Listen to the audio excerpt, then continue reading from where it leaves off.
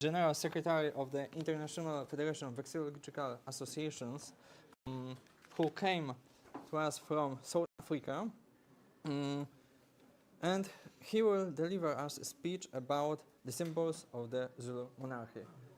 The floor is yours. Thank you. Thank you, everybody, and I know this is a graveyard shift, so without further ado, also just to remind you that all the presentations up until now have been about Europe. So please prepare yourself for something slightly different.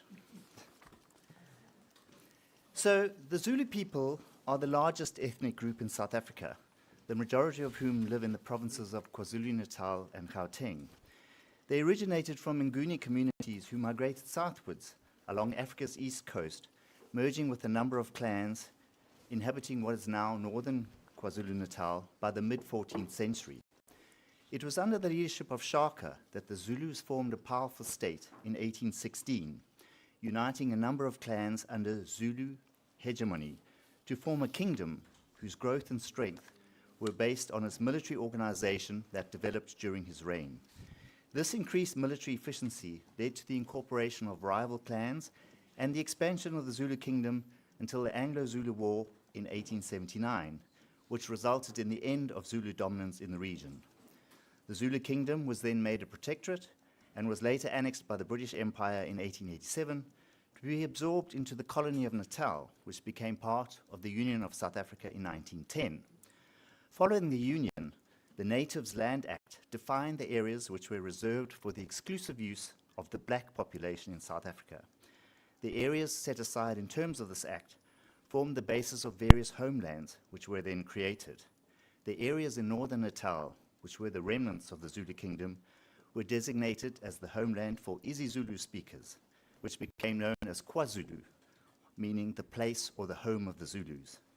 And between 1959 and 1991, the homelands were central to South Africa's policy of apartheid or racial segregation. It was in the early 19th century that Shaka was able to consolidate power in what became known as Zululand. A new political structure was established, with the main objective being to maintain effective military power and to command loyalty to Shaka himself. The king thus became the core focus of the tribe and the custodian of a number of sacred items which formed part of the royal regalia that were handed down from father to son. These items were believed to have concentrated in them some sort of sacred power by virtue of their connections with the tribal ancestors who had used them, and therefore they became in evidence on many ritual occasions to symbolize the unity of the tribe and the power that was vested in the king. Some of these items continue to be the focus of tradition and ritual, as can be seen in the recent coronation of King Mzazulu, who ascended to the throne on the 7th of May 2021, following the death of his father. So unsurprisingly then, many royal traditions, Zulu traditions, can be traced back to Shaka himself, who was considered the first Zulu king, and during whose reign, as I mentioned, the Zulu kingdom was consolidated. Shaka wore a golden kilt made of twisted strips of civet fur, a collar of the same material, and fastened under his knees and over the elbows, circlets of leather with long white cowtail fringes. In his headband, he wore a long blue feather from the tail of a lory bird, which only he was allowed to wear. While contemporary sources mention the feather as being that of the lory bird, from the time of Cetshwayo, the Zulu kings have worn the feather from a blue crane bird. Nevertheless, it is the blue crane feather that is described as the outstanding symbol of Zulu nobility, and which features prominently in what is most certainly the best known illustration of King Shaka, as is shown there. Interestingly, the blue crane is now the national bird of South Africa. The tradition of wearing the feather was revived by King Goodwill Zwelithini, who was often photographed wearing the single blue crane feather, and today it is only the king who has that right. And his successor, King Mzazulu, has maintained this tradition by wearing the blue crane feather at his recent coronation. In addition to the blue crane, another Zulu royal symbol is the wearing of red turaku feathers on certain occasions, either singularly or together with that of the blue crane. Red Turako feathers are also worn by the king of neighboring Swaziland. When in full traditional regalia, the late King Goodwill Zwelithini wore a leopard skin coat, a leopard skin headdress, and a shoulder pelt, a leopard claw necklace that incorporates red and yellow beads, an elephant ivory bracelet, and armbands of tufts of goat hair, and a belted apron of leopard tails. These sovereign symbols of rank, power, and authority in the royal regalia date from the coronation of King Shetswaya in 1872. Leopard skin is only worn by members of the Zulu royal family. The amount of leopard skin that is worn is determined by the status of the individual, with the king being able to wear as much leopard skin as he wishes. Shaka is also credited with organizing his army into fighting regiments, which were distinguished by the color code of their shields, while he himself carried a pure white shield with a black spot in the center. The pointed oval-shaped shields were made of ox or cow hide and ranged from 1 to 1.5 meters in length. The colors of the shields were specifically chosen by the king, and the national herd was selected and bred with these preferences in mind. White with a black spot was specifically for the shields of the members of the royal regiment, which were made from the skins of royal cattle. In addition to its military and cultural functions, the overriding function of the shield was an emblem of power and of law and of justice. When a king rested in public, the shield was held over his head, both to protect him from the sun and to demonstrate that, as the shield protects the head of the king, so he and his shield protects the realm. The Nguni shield was not just an accoutrement of war, but more specifically a symbolic object of great significance. It is not surprising then that the Nguni shield is the most common Zulu symbol, and it features in Zulu royal symbols, together with the shield and the staff, which are important in traditional Zulu culture. So following the defeat of the Zulu forces by the British in 1879, the role of the Zulu monarchy diminished, following its annexation and its incorporation into the colony of Natal. In terms of the colonial, political, and administrative structures, the Zulu king was simply seen and treated with the same status as the paramount chief. During the 1950s, the South African government grafted new local authorities onto the existing traditional structures in the areas which were reserved specifically for the black population. The respective traditional leaders and authorities then became responsible for the administration in their areas of jurisdiction. However, in KwaZulu, the Legislative Assembly recognized the unique role of the Zulu monarch by making the king, through his personal representative, a member of the Legislative Assembly, and including the king, together with the President of South Africa, in the Zulu Oath of Allegiance, and making it obligatory to consult the king on legislation to be introduced. Furthermore, to create a feeling of nationalism and unity amongst the Zulu people, the use of traditional symbols to enhance the stature of the king was pursued in the 1970s and the 1980s, using Zulu history and symbols to bring the Zulu people together to create a sense of cultural identity. On the 11th of March 1975, application was made on behalf of King Goodwill Zwelithini to the South African Bureau of Heraldry for the registration of a royal coat of arms. It was requested that the matter be treated with urgency, as the new arms were required to be displayed at the marriage of King Goodwill to Princess Manfantobi, daughter of King Sobhuza of Swaziland, which was due to take place at the end of July. At this time, the royal crest that had been used by the Zulu royal palace, as you can see, featured the traditional Zulu royal symbols, namely the Nguni shield, surmounted by a blue crane feather superimposed on 2 Zulu spears and knobkerries in saltire. On the shield was the head of a lion and a stylized representation of the royal kraal. On each side of the shield were 3 traditional huts, and below the ribbon containing the motto in Zulu, meaning, "I am a greater man than you." According to an article in the Flag Bulletin in 1974, the Zulu crest was also displayed on a black disc film-plated in gold in the center of a royal blue flag, which was used as a car pennant on the king's car. The illustration of the car pennant depicts a lion rampant holding a spear, rather than simply a lion head as depicted in the illustration on correspondence sent to the Bureau of Heraldry. Accordingly, a new coat of arms was registered for His Majesty the King, Goodwill Zwelithini, King of KwaZulu, at the Bureau of Heraldry on the 2nd of June 1975. The silver or white shield is derived from the color of the ox hide of the royal herd, and the scepter is the symbol of the king's authority. The royal hut never stands alone, hence the inclusion of the smaller huts. The king is the lion of the Zulus, and this is represented by the choice of the supporters.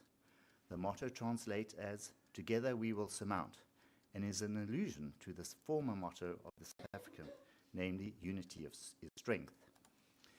The certificate for the registration of arms, the first royal arms to be registered in South Africa, was presented to His Majesty King Goodwill by the Chairman of the Heraldry Council at a ceremony in Johannesburg on the 2nd of June 1975. The arms were used inter alia on all royal stationery and on posters, etc., making announcements by the king.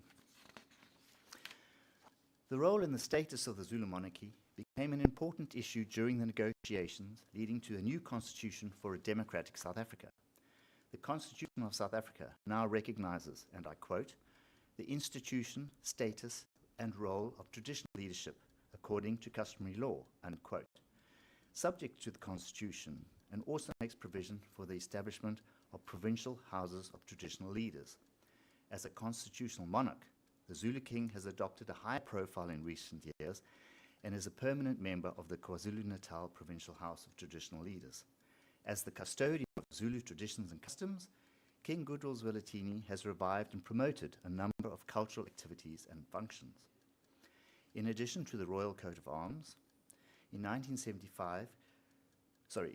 to the Royal Arms adopted in 1975, proposals for a new royal flag were later prepared by the Bureau of Heraldry in 1999. As can be seen here, these included an arrangement with the Royal Arms and 7 colors which represent social development factors which are important in Zulu culture. A new personal flag for King Goodwill Zwelithini was thus unveiled on the 21st of December 1999. The flag, the first for a Zulu monarch, comprises 3 vertical stripes at the waist of black to represent the soil, white for purity and peace, yellow for wealth, and 7 horizontal stripes of maroon for royalty, white again, blue for religion, white, green for vegetation, white and red for defense, with the royal arms placed in the center. Above the arms is a crown in yellow. The design and the manufacture of the flag was sponsored by Pakco, which was the local company which specialized, believe it or not, in Indian food products. The royal flag was to be used on all cars escorting the king on official business and flown at all royal households. King Goodwill Zwelithini died on the 12th of March 2021, aged 72, and after a legal dispute was later succeeded by his 3rd old surviving son, Zulu. Despite a bitter feud between the rival claimants, a traditional coronation ceremony was held at the Royal Palace on the 20th of August 2022. During the ceremony, a ritual took place where the new king entered the sacred cattle kraal to invoke the ancestors. To symbolize the king taking over the reins of the Zulu nation, the new king was also given a spear by his uncle, Prince Mangosuthu Buthelezi, the traditional Zulu prime minister.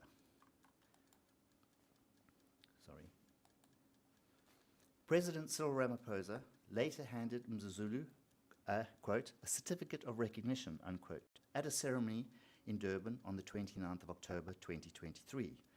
The certificate recognizes Mzulu as the king of the Amazulu, and amongst other provisions, the certificate confirms that the king has the powers to govern his area of jurisdiction in terms of customary, and other applicable laws. Posters and online advertisements for these events featured the royal coat of arms with the crown, as was granted to King Goodwill Zwelithini. At both the coronation and recognition ceremonies, King Mzulu wore full traditional regalia, including a coat of ostrich feathers. 5 minutes left. The royal arms, together with the crown on the flag, and with the term isiZulu, is literally the beast, is written above and is depicted on all royal stationery.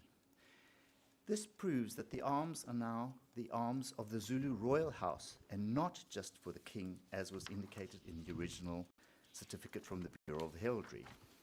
On other occasions, King Mzulu wears a royal sash, which is maroon, which symbolizes royalty. His Majesty King Mzulu is the 9th Zulu king and is shown here wearing traditional royal regalia. With the recent elevation and recognition on the role and status of the Zulu monarchy, together with the evolution of what the South African State Herald called a distinctive South African heraldic idiom, there is now a widespread use of Zulu symbols in South African iconography. The most popular of these has been the appearance of the Nguni shield and traditional weapons such as spears and knobkerries. For example, as can be seen here, they appear on the arms and the flags of the former KwaZulu homeland.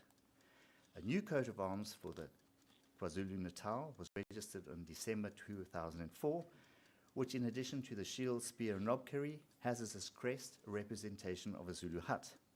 The province of Gauteng, home to a significant number of Zulu speakers, also has an Nguni-shaped shield charged with a gold pick, alluding to the predominance of mining. Not surprisingly, Zulu traditional and cultural icons now feature prominently in the symbols of a number of local municipalities and other organizations within the province. For example, Mgeni municipality features a Zulu pot superimposed on a spear and knobkerrie. The arms of Nkunu has a Zulu shield charged with the traditional Zulu king's lion claw necklace around a silhouette of Sandawana mountain. And finally, the arms of Zululand district municipality, although following a more western heraldic pattern, has a Nguni shield superimposed again on a spear and knobkerrie. The logo of Ilembe features a representation of a statue of King Shaka in traditional regalia holding a shield as the main charge on its Nguni-shaped shield, while a Zulu warrior in full war attire is the sinister supporter on the arms of Umlazi.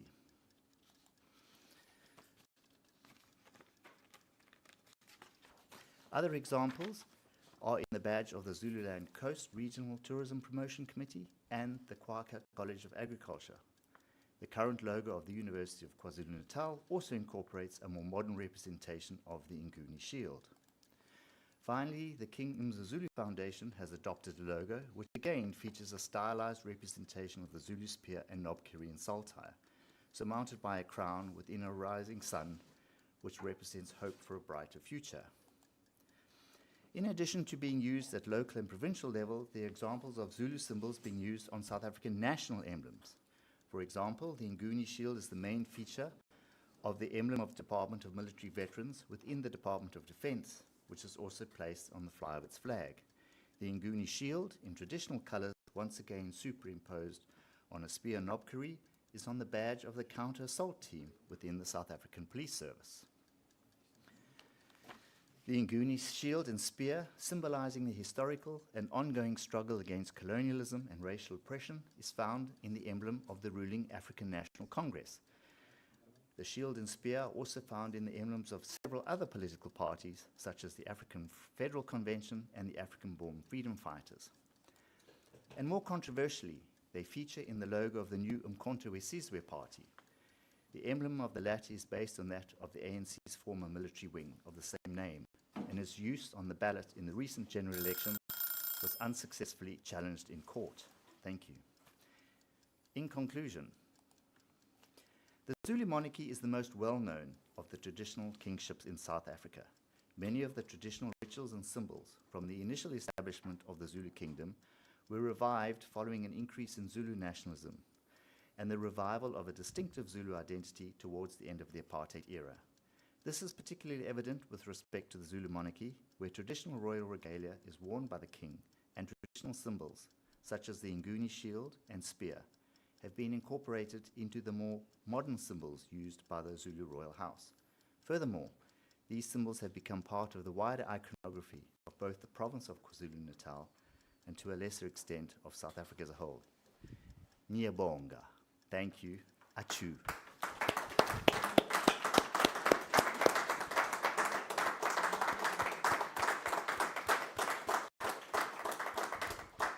Thank you for Bit of a race, I apologize.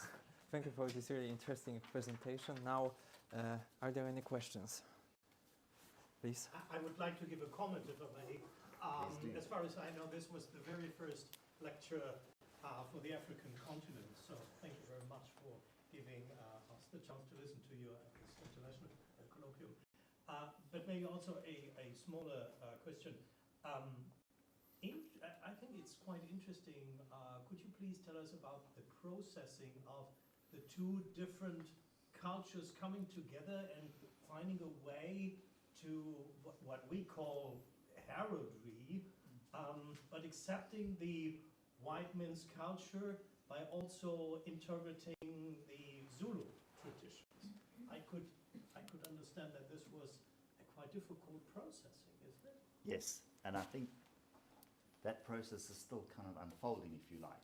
So you can see the more stylized kind of Western, if I can call it like that, interpretation of the Zulu symbols, but they have been included and they are continuously being included. And there's a bit of tension, to put it politely, as to how far one goes and kind of what is considered to be acceptable from a traditional heraldic point of view, as opposed to what other people would actually like to show. So that's where we are. But I think it's an exciting space, and it also shows that I think within South Africa, certainly there is a move away from the more, how can I put this, elaborate kind of European style of heraldry to a more simplified, cleaner view. But that's an interpretation, and it depends who's got the most say at that particular point. But it is a process, still ongoing. Thank you very much. Is the shield, sorry, is the Zulu shield considered an heraldic shield? Can you have a shield or a shield, for example? That's a good point. That's a bad question. I think yes. Yeah? Simple answer, yes. But subject to debate again. As in South Africa, everything is subject to a debate. Oh yes. Thank you. We invite to discuss this matter later. Thank you again for insightful presentation. And now we will have, as I understand, online presentation made by Valérie Gauthier, titled "The Emir of Dubai, an example of heraldic identification." Valérie Gauthier is from International Academy of Genealogy from France.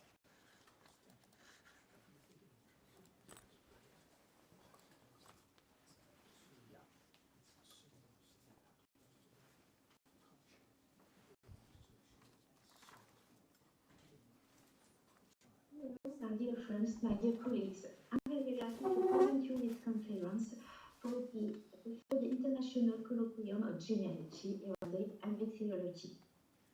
First of all, I thank my friend President Bimbarak for inviting me to participate in this conference. On the other hand, I would like to apologize for my very poor pronunciation of English. So, my subject is the Emir of Dubai. Shah His Highness Shah Mohammed bin Rashid Al Maktoum is a famous ruler of Dubai, a great person. He is a great influential in the world, in the Asiatic world. I think he is a very good example of heraldic identification.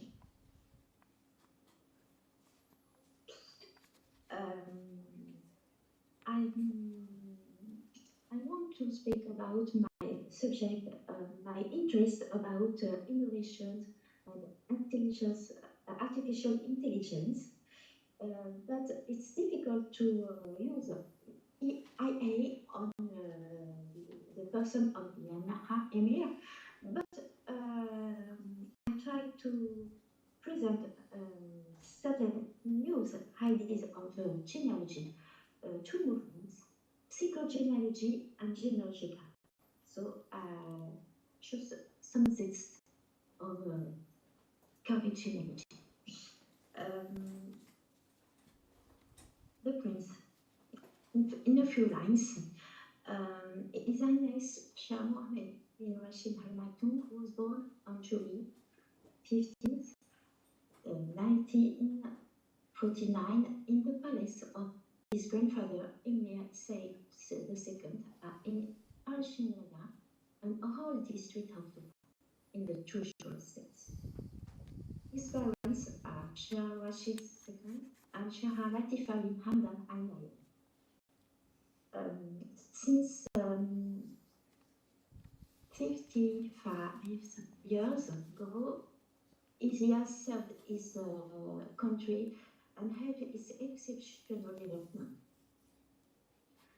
He is the ruler of Dubai since 20 years ago, about 20 years ago. And he is known for his exceptional determination and his extraordinary desire to succeed.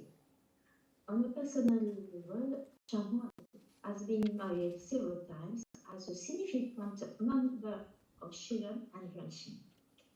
So, in the statesman and leader, famous writer, a great poet in Arabic language, and also specialist in country.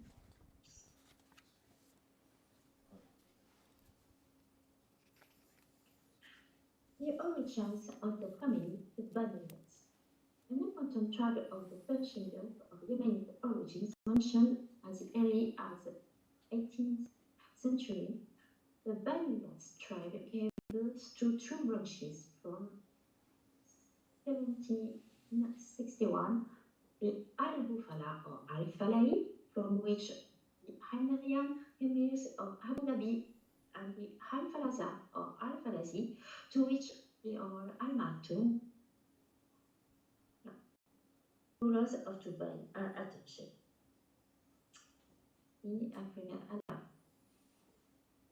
Their first arrival in Al-Dafa,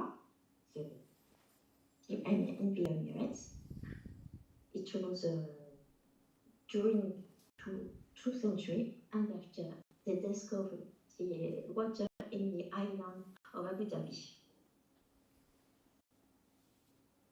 the oasis of where they lived.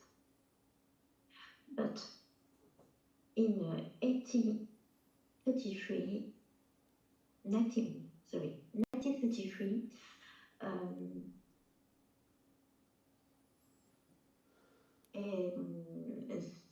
some people split with the Al-Nahyan, and they founded Dubai. The genetic origin of the Badawians. Through his paternal line, Mohammed bin Hashim Al Maktoum is a representative of haplogroup J1, which is especially widespread in the Middle East and North Africa.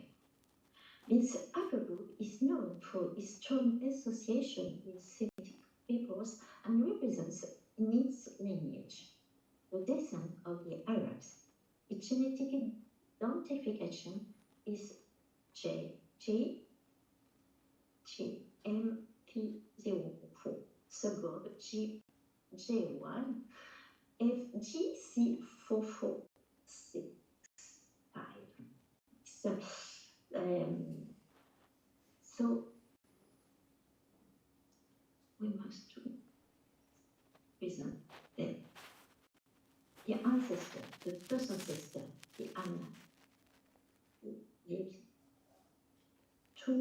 8,000 years ago.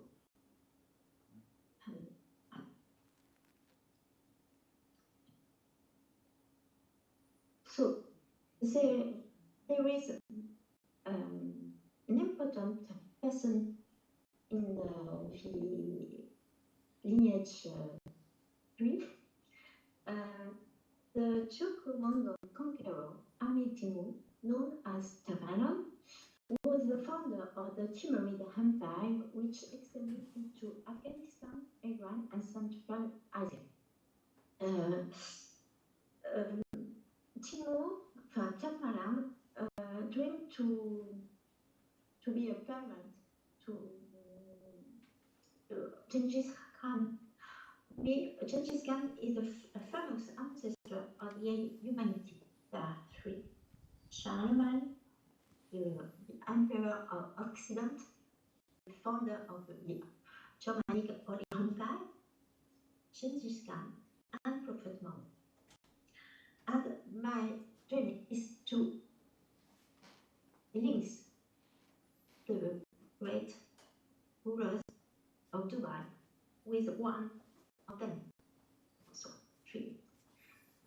For information, King Charles III, the good, in descent of the three great persons.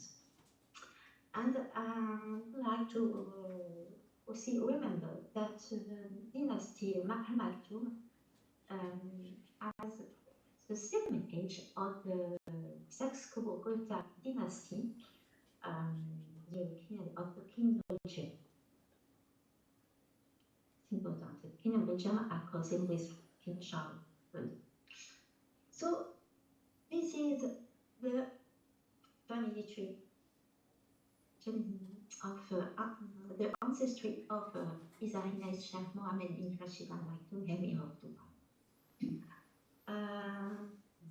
We have remarked that it has repetition about certain ancestors that have fallacy. Sayyid bin Rashid bin Shara al-Falazi was a remarkable chief, and he helped another ancestor, Sheikh Daya al-Nayan, to found the Emirate of Abu Dhabi.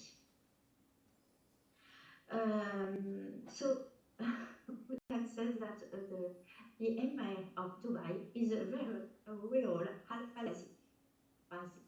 Is good. And the family Alma, the Alma is a tribe, a famous tribe of the Banu Yas too, and they are Al-Falazi too.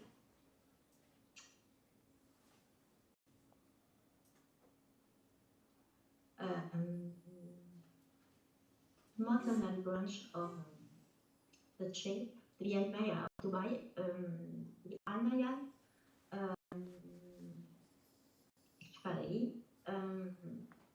we remark that Shah Latifa, the son of Fala, the second Fala, lived around 4 centuries years ago, and I think is the ancestor who founded the name of the family, Al-Falaj. Alors, psychogenealogy of Emirati ancestry. It's an imaginary consultation of the Emir and his ancestor on my couch. This is not a therapeutic act on the person of the Emir, but a brief analysis of his ancestry on something relative to this young discipline, such as marriage, the origin of first names, and family trauma caused by death. Everything related to sexuality and finance has been deliberately excluded. Alors, it's interesting to speak about the magic square in psychogenealogy.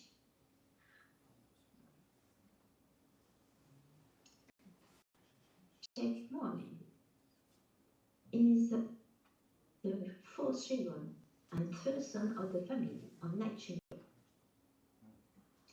This number is important because the number 4 is considered equal to 1. So therefore, the position of Shah Mohammed in his family is indeed that of a leader.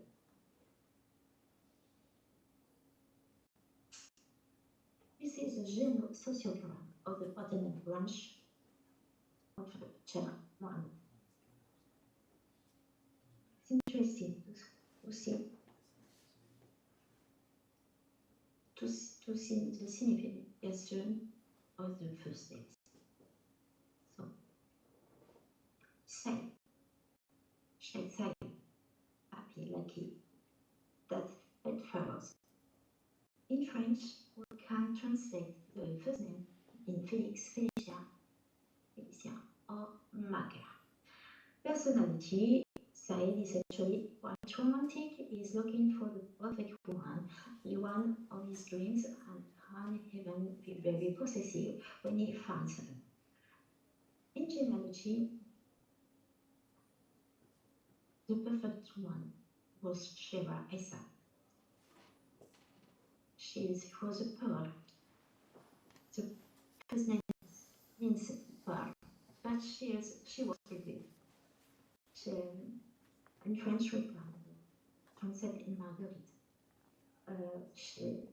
Her personality, it is associated with character traits such as determination, independence, and strength. She was a great chef in Dubai. The second woman was a cousin, so it seems that the family is very important. I speak about that after. Shah Rashid. Shah Rashid was a famous ruler too. It means garden in Arabic. It is one of the names of the prophet. It means where directly said could be. And it's very important to say that Rashid is driven, determined, and always looking for harmony. Harmony, I think, was a real trait of the personality of Shah Rashid because he was the founder of the Emirates.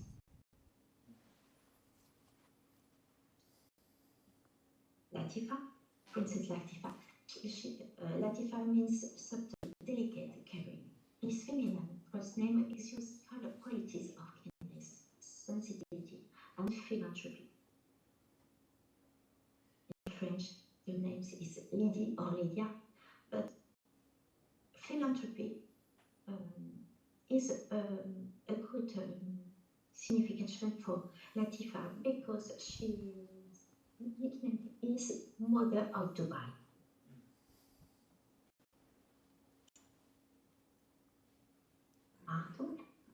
Martum can be translated as the blessed one, or the one who is honored.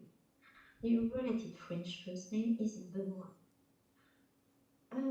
It's interesting to see that Martum means hiding or covered. The name is often associated with a person or family who prefer to live discreetly, thus protecting their privacy.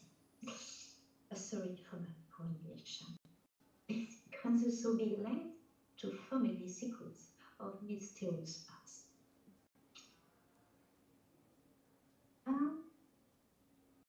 The best. For the end, Muhammad.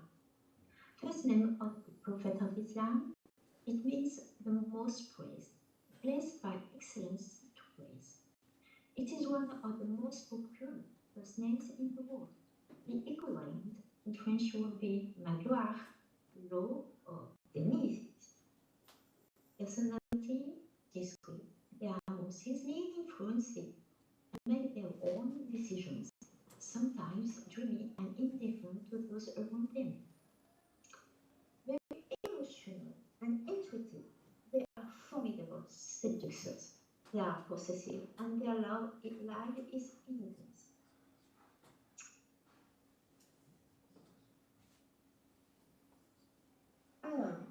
This design presents the beginning of his genealogy in this short unusual.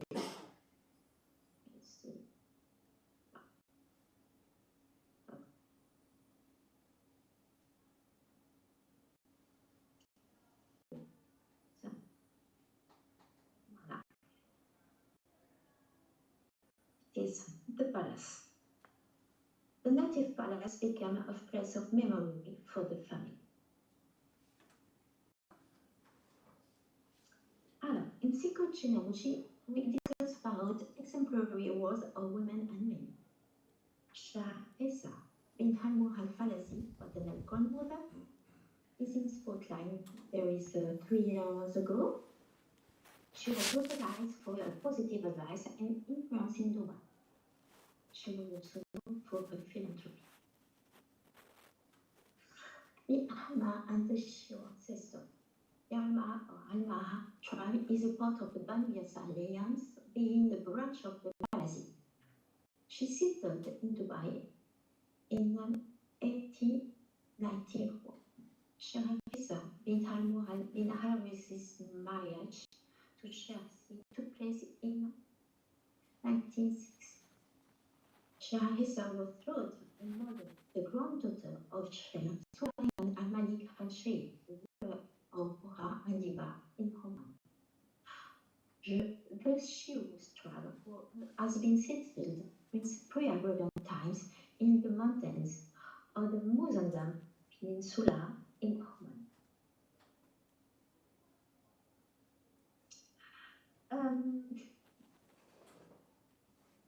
If for his part the Emir is distinguished by his dexterity in barbecue cooking, the fire is very important for the image of the woman.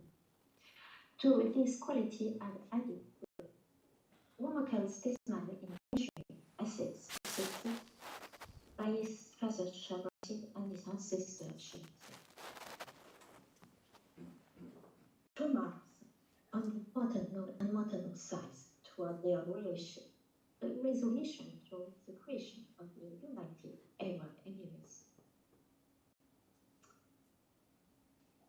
For his part, Shah Said bin Maktoum bin Hashir al-Maktoum suffered between the various assassination attempts and rewards from his cousin, the last of which was repressed with the help of Hamad Bedouins during the wedding of his heir Shabashi,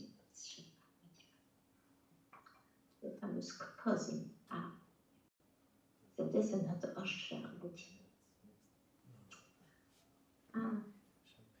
The dramas of the Umayyan dynasty, the dramas of long days during fratricial duels. The founder, Shah Fiam bin Hisa, was killed, and his descendant, Shah Hamdan bin Zayed, the father, Latifah's father, was killed by his post. Flag of the United Arab Emirates.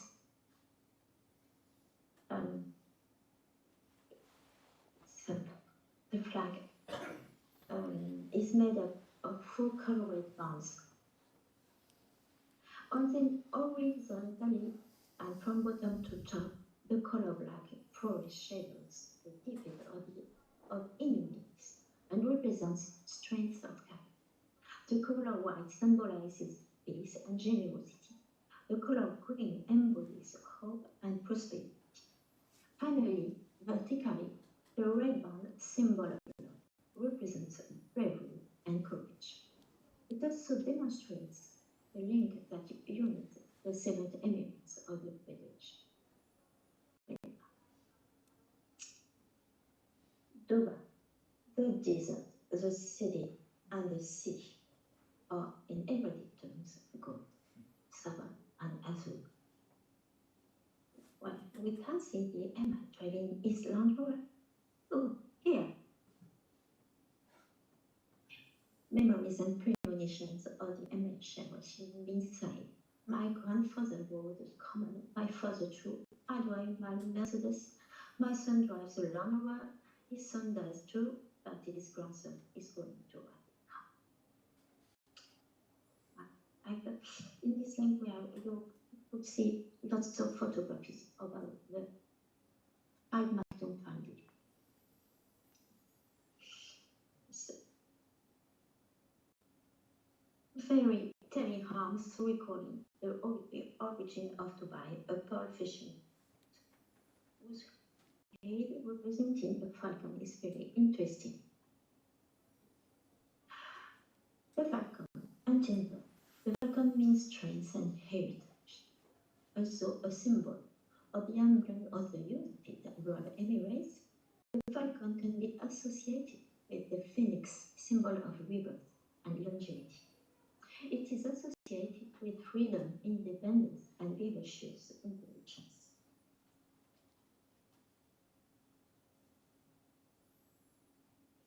In the heart of falconry, family affair. The heart of falconry was included in UNESCO's intangible cultural heritage of humanity in November 2010. It has been practiced for more than 4,000 years. Fancy.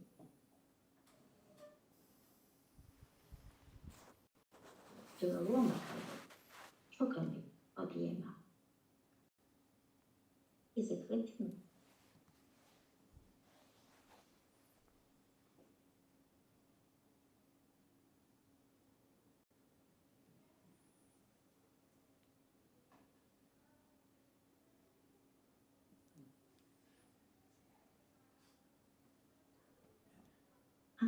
But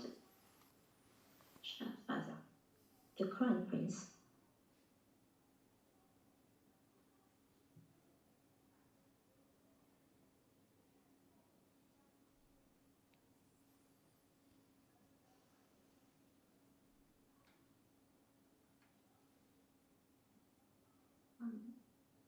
the pet is beautiful, amazing.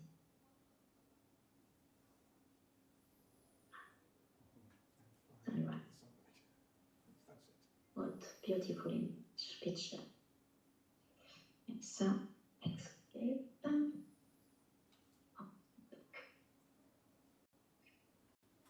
Voilà. So, almost finished. Very cute. So cute, so cute. A grandfather with his grandchild, grandson. With the transmission, perfect transmission. So, the falcon's message. I call the psyche the areas of the unconscious of psychogenealogical powers. I go by thought as lies at the spirit. The truth has no limits for me. I am the messenger of the original sun, the one who enlightens the hearts of men and the world. I think it's a good image representation about the great ruler of Dubai, His Highness Mohammed bin Rashid Al Maktoum, Emir of Dubai. Thank you for your attention. Thank you. So Father, the cultural work of Okay. Obviously, we cannot ask any questions about Dubai dramas. So let's move on to the next presentation, prepared by David Sanz from International Academy of Genealogy from Spain. It's also an online presentation titled Existing References to the Arms of the Crown of Castile in the Civil Heraldry of America.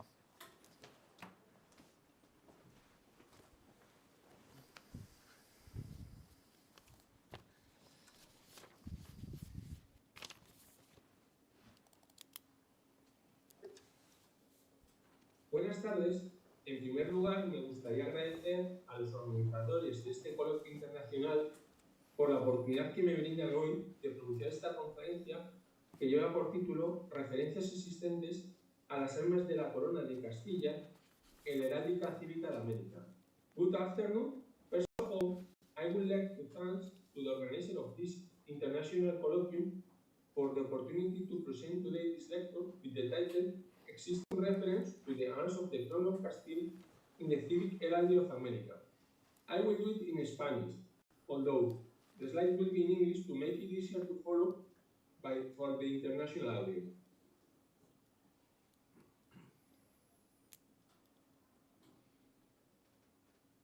En 1492, el almirante Cristóbal Colón, en nombre de la corona de Castilla, descubre América para los europeos.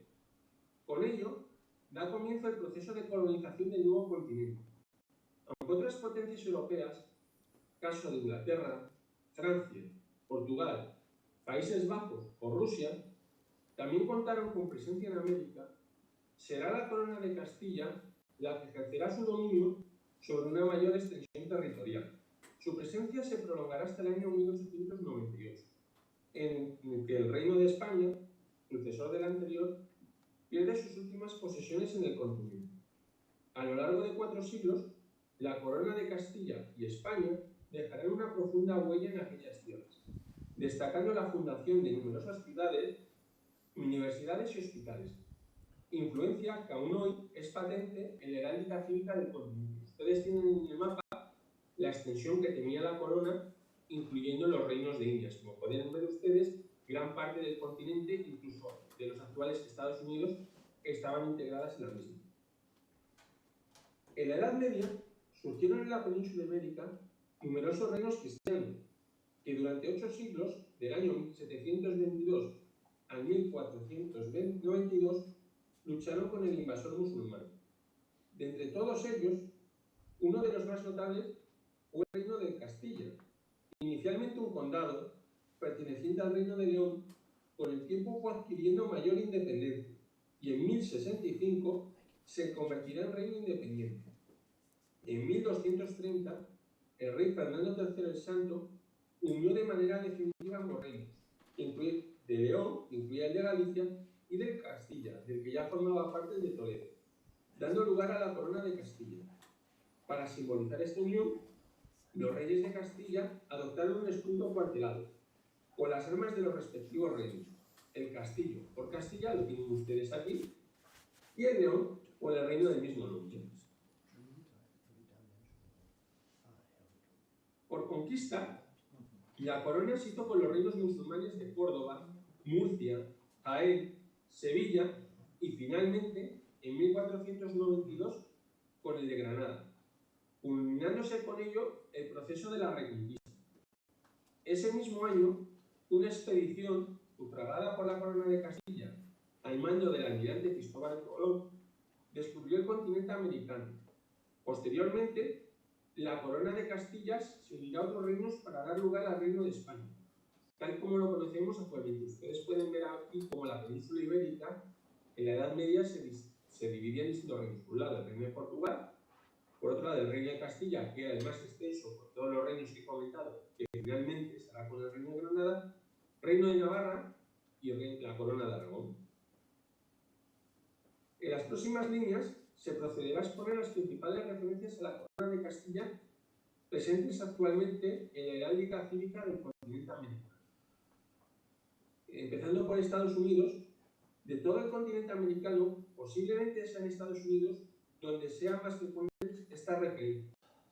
El ejemplo más notorio es el del escudo del Estado Libre Asociado de Puerto Rico, que tienen ustedes aquí en la diapositiva, que fue otorgado por la corona en 1511, siendo el segundo concedido un territorio de América, y hoy el más antiguo en uso. Entre otros elementos, consta de una bordura de 16 piezas en las que se alternan 4 motivos: castillos por Castilla, leones por el Reino de León y una bandera de castillos y leones en representación de ambos reinos unidos y la cruz de Jerusalén. Asimismo, a ambos lados muestran las iniciales F e I en referencia a Fernando e Isabel, los reyes católicos. Variaciones de este diseño son actualmente empleadas como emblemas por, entre otros, el gobernador, la Asamblea Legislativa, la Cámara de Representantes y el Senado. Otro caso destacado lo encontramos en el escudo del estado de Alabama, que tienen ustedes aquí en la parte superior del mapa. Se trata de un blasón cuartelado, en cuyo segundo cuartel se muestra el escudo de la corona de Castilla, mientras que los restantes se hace referencia a Francia, Reino Unido y a los antiguos Estados Confederados de América, situándose sobre el todo un escusón con las armas de los Estados Unidos. El mismo se reproduce tanto en el sello de la oficina del gobernador como en los empleados por varios departamentos y organismos de la administración estatal. Igualmente, se debe destacar el uso de las armas de la corona de Castilla en el sello de la ciudad de los Ángeles, que tienen ustedes en la parte inferior, una de las principales del país, el cual también se reproduce en su bandera. Los anteriores son los casos más destacados, pero no los únicos. Entre otros, también aparecen las armas de la corona de Castilla en los escudos y banderas de la ciudad de Santa Fe, hacia la izquierda, capital, que es la capital del Estado de Nuevo México, del condado de San Juan, en Florida, y en los de la capital de este último, la ciudad de San Agustín, aquí en la parte inferior, que fue fundada por Pedro Menéndez de Avilés en 1565, la cual constituye la ciudad más antigua de los Estados Unidos que ha venido siendo habitada ininterrumpidamente. Por su parte, el escudo de Baton Rouge, capital del estado de Luisiana, aparece un castillo en el cual se prescinde del león para hacer referencia a su pasado español, ya que esta población fue tomada a los ingleses por Bernardo de Gálvez en el año 1779, en el marco de la Guerra de Independencia de los Estados Unidos, permaneciendo bajo soberanía española hasta 1810. Una vez analizados los escudos los más significativos en Estados Unidos, pasamos a hacer lo muy propio con otras naciones, siguiendo por México. Junto con Estados Unidos, México es la otra nación donde encontramos más referencias en su heráldica cívica a la corona de Castilla. Este es el caso de los estados de Nueva León y Chiapas, con más de 5,5 millones de habitantes cada uno, de Tabasco, con casi 2,5 millones de población, y de Tlaxcala, con cerca de 1,5 millones de personas. El escudo de Nuevo León, que tienen ustedes en la parte superior, fue adoptado en el año 1943 e incluye en su segundo cuartel las armas del antiguo Reino de León, del cual tomó el nombre. En el caso del estado de Chiapas, el escudo de la parte inferior, este remonta a sus orígenes al año 1535.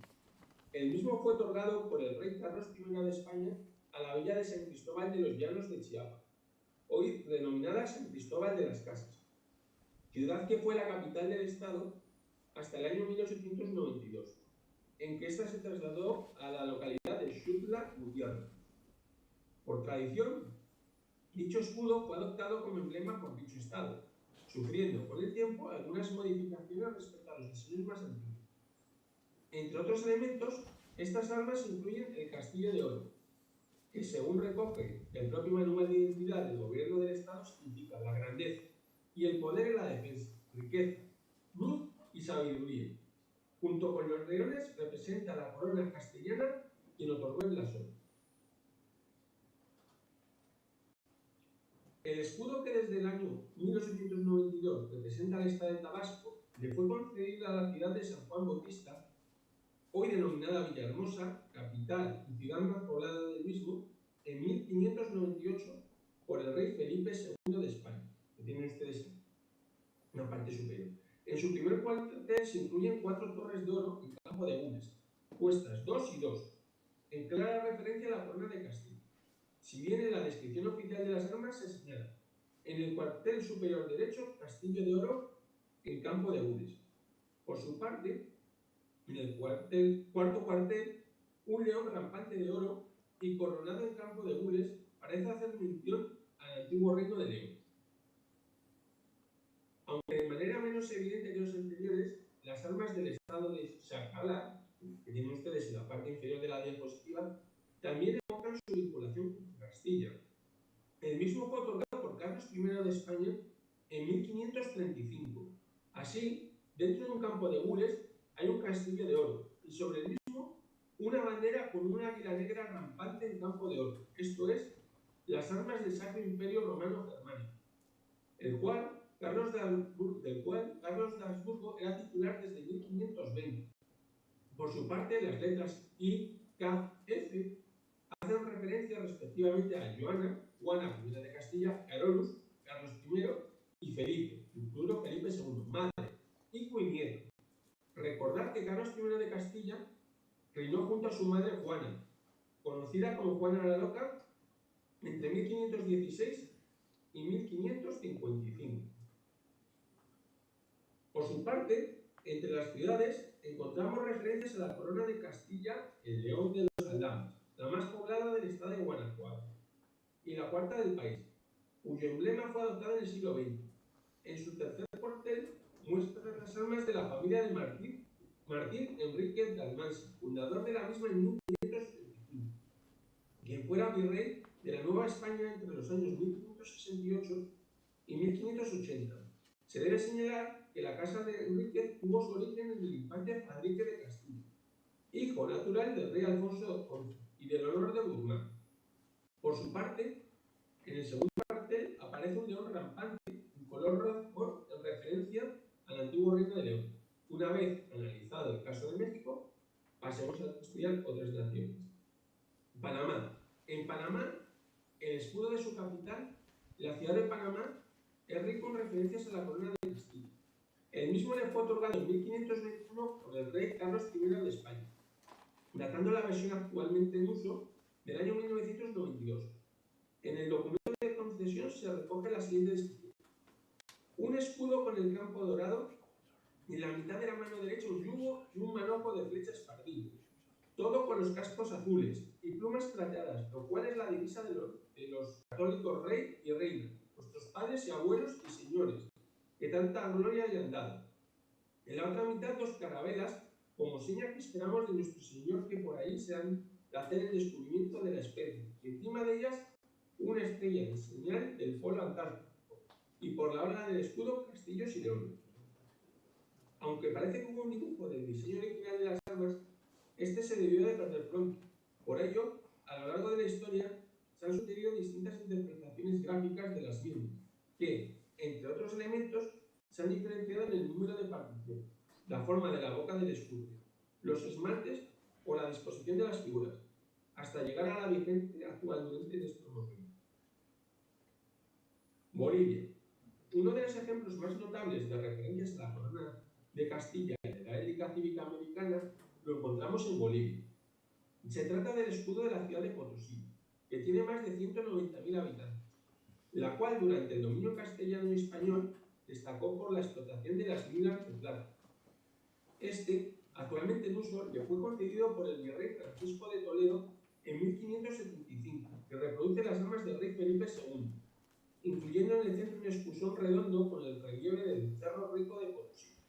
Se trata del tercer escudo que ha tenido la ciudad en su historia, siendo muy parecido al que en 1565 le había sido otorgado por el rey Felipe II. Anteriormente, en base a testimonios de cronistas de los siglos XVI y XVII, parece ser que el rey Carlos I le habría concedido otro blasón en 1575.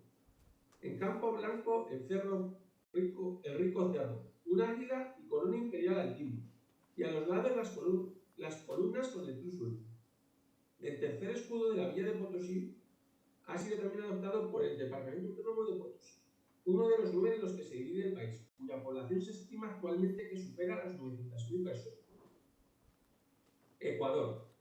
En 1541, el rey Carlos I de España concedió a la ciudad de San Francisco de Quito, actual capital de la República de Ecuador, el siguiente escudo de armas: un castillo de plata metido entre dos cerros o peñas, con una cava al pie de cada uno de ellos de color verde, y asimismo, encima de dicho castillo, una cruz de oro con su pie verde. La tengan en las manos dos águilas negras, dientadas de oro, la una en la mano derecha y la otra a la izquierda, puestas en vuelo, todo en campo de colorado, y por oro un cordón de San Francisco de oro en campo azul. Tradicionalmente, se viene considerando que el castillo presente en el mismo, de manera similar a otros escudos de la época, evocaría la corona de Castilla. Por su parte, las águilas harían alusión al Sacro Imperio Romano Germánico. Bueno, y finalmente otros ejemplos. Los anteriores son los ejemplos más notables, pero existen muchos otros, entre los que se pueden mencionar a título ilustrativo los escudos de las ciudades chilenas de Carahue y Nueva Imperial, los ven ustedes aquí arriba, que emplean las armas de la antigua ciudad imperial, hoy desaparecida, y de la que ambos municipios recogen el legado histórico, o de los correspondientes a las ciudades nicaragüenses, que tienen ustedes aquí en la parte inferior, de Granada y de León, aunque los mismos, según un estudio del año 1963, publicado por Carlos Molina consagrados por la ingenuidad o por la habitual indiferencia. Y ya como conclusiones, como este trabajo ha demostrado, la estrecha vinculación con la corona de Castilla del continente americano tiene aún hoy su reflejo en la heráldica cívica de aquel territorio. Si bien en la mayor parte de los casos el origen de las armas se remonta al periodo del colonificio, tras su independencia del Reino de España, sucesor de la corona de Castilla y el dominio de aquellas tierras, sus gobernantes han decidido frecuentemente mantener los escudos que les fueron concedidos, pues se sienten orgullosos de su relación con Castilla y con España. Lamentablemente, en otras ocasiones, sus políticos, por su desconocimiento de la historia y sobre todo por claras intenciones manipuladoras de la población, han decidido reemplazar estos por nuevos emblemas que omitan esta relación de hermandad, como ha sucedido recientemente con el nuevo escudo adaptado por el gobierno bolivariano de Venezuela para la ciudad de Caracas, que vino a reemplazar al concedido por Felipe II en 1591. Tienen ustedes aquí a la izquierda y aquí a la derecha tienen el nuevo escudo, donde ven, pues primero, no respeta ninguna regla heráldica y omite cualquier relación a la madre patria, España. Este estudio se ha centrado en la presencia de las armas de la corona de Castilla en la heráldica cívica de América. Debe señalarse que al presente existen muchas otras referencias en sus emblemas heráldicas a las raíces castellanas y españolas de aquellos territorios, como son indicación de su año de fundación por España o la fecha de la primera presencia española o castellana en el territorio, uso de los colores rojo y amarillo propios de España, referencias en las embarcaciones en las que los descubridores y exploradores castellanos y españoles arribaron a aquellas tierras, recuerdo de las misiones fundadas por España para evangelizar a sus habitantes y colonizar el territorio, o inclusión de las columnas de Hércules, que fueron incorporadas a su heráldica por el rey Carlos I de España.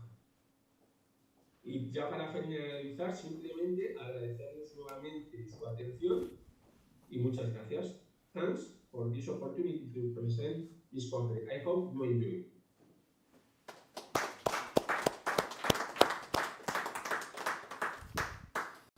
Okay. So now we will have again an online speech by Dr. Tonika Setiani from the State Council of Heraldry at the Parliament of Georgia under the title Emergence of the Original Style of Georgian Heraldry in the 18th Century. Hello dear colleagues, ladies and gentlemen, greetings from faraway Myanmar. Unfortunately, due to my current job, my plans were unexpectedly changed, and very sadly, I'm not able to physically join you in beautiful Vilnius. I want to appreciate the organizers of the conference for providing this opportunity to address you virtually and to participate in the conference even without arriving to Letterbox. My presentation is dedicated to one main subject, to clarify if coat of arms created in Georgia in the 18th century emerged as an independent style of heraldry. Slide 2. Please familiarize yourself with the contents of the presentation. I will try to talk not more than 15 minutes, and if time allows, and I'll be available online live, then if there will be any questions or comments, we can answer those or discuss the subject. Slide 3. Georgian heraldry is somewhat less known not only among scholars of general history researchers and people interested in history, but also sometimes for specialists of heraldry too. There are some obvious reasons for that. Heraldry was introduced in Georgia very late. Attributed coat of arms related to Georgia appeared in the 15th century, for example in Grunberg's Pappenbuch, while the real Georgian coat of arms created and granted in Georgia appear only from the beginning of the 18th century. The peak of its development comes to the second part of the 18th century during the rule of Heraclius II, king of Eastern Georgia, Eastern Georgian kingdom of Katli and Kakheti. Number of Georgian coat of arms are very small, as the country is itself small, and the period of independent development of Georgian heraldry is also very short. Being under Russian occupation, certain spheres of heraldry didn't develop or developed as part of Russian heraldry. While Georgia was under Russian Empire, for example, civil heraldry was developed as part of Russian heraldic practice. Coat of arms of Georgian and Caucasian cities and towns were created mainly in the 19th century. Family coat of arms also were heavily influenced by Russian practices, but still maintains some Georgian flavor, let's say so. During Soviet occupation, practice and study of heraldry was suppressed on ideological basis, as heraldry was perceived as a representation of feudal society alien to communism values. This even further restricted development of heraldry in Georgia and even study of heraldry. Military turmoil and political turbulences in Georgia at the end of the 18th century and beginning of the 19th century resulted into an external intervention and existential catastrophe of losing independence in 1801. While granting of family coat of arms was continued under Russian Empire, Georgian civil heraldry, which was represented by coat of arms of provinces of Georgia and sub-regions of Caucasia, stalled completely and never transferred into municipal heraldry of Georgian cities and towns. It stayed as a history in the 18th century. Coat of arms of Caucasian regions, so-called gubernias and okrugs, cities, towns and fortresses were created by Russian imperial authorities in the 19th century, as we mentioned it above. This is the main reason why there are so few examples of early Georgian heraldry from the 18th century. Coat of arms granted diplomas, documents or artifacts preserved from that time are very few.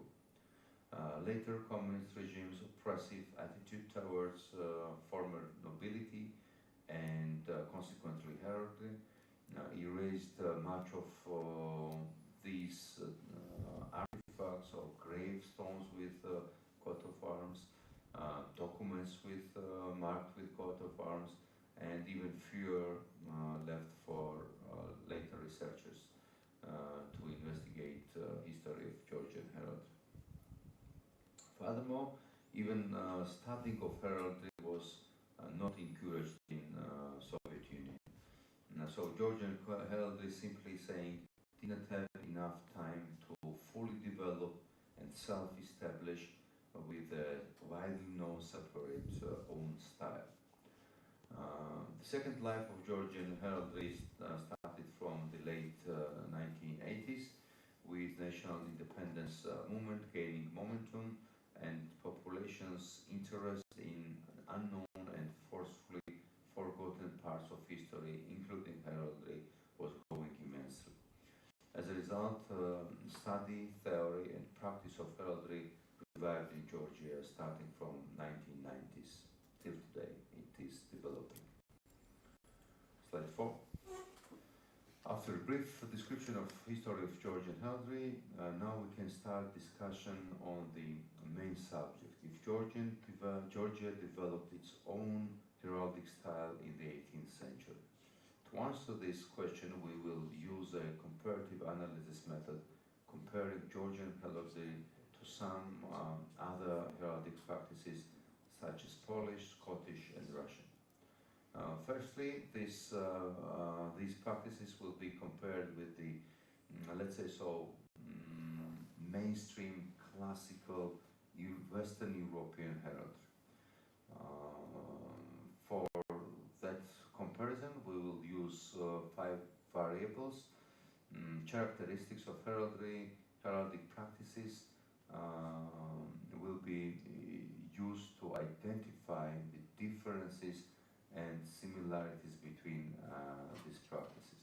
So these 5 variables are chosen for many different characteristics of different heraldic practices, but we think that these 5 which we identify are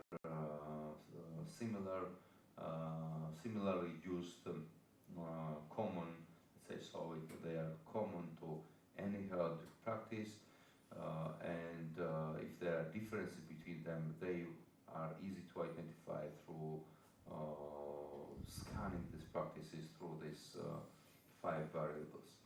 So these 5 variables which we choose are first, system of granting and owning of coat of arms. Second, use of honorable ordinaries. Third, types of common charges widespread in the practices. 4, from form and shape of the heraldic shield, shield of arms. And finally, the 5th, historical roots of the symbols used in coat of arms. Then Georgian heraldry of the 18th century will be also analyzed in comparison with these above mentioned practices to see to what extent it is also different from the classical Western European heraldry. Unfortunately, time constraints will not allow us to discuss this analytical process in details, but based on it and based on opinions of scholars studied the Scottish, Polish, Russian heraldic practices, it's possible to say that Polish heraldry can be recognized as a separate branch of heraldry.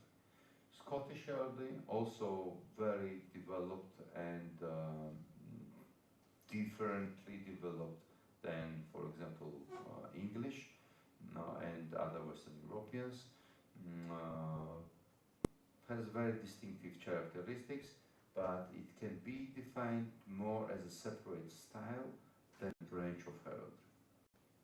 Finally, character of Russian heraldry was fluctuating during all time of its development, from beginning very original and at the end of 19th century becoming very similar to Western European, just blindly copying Western European style. So it's difficult to define in one or another way the Russian heraldry, but still probably it's we can recognize that it created its own style in heraldry.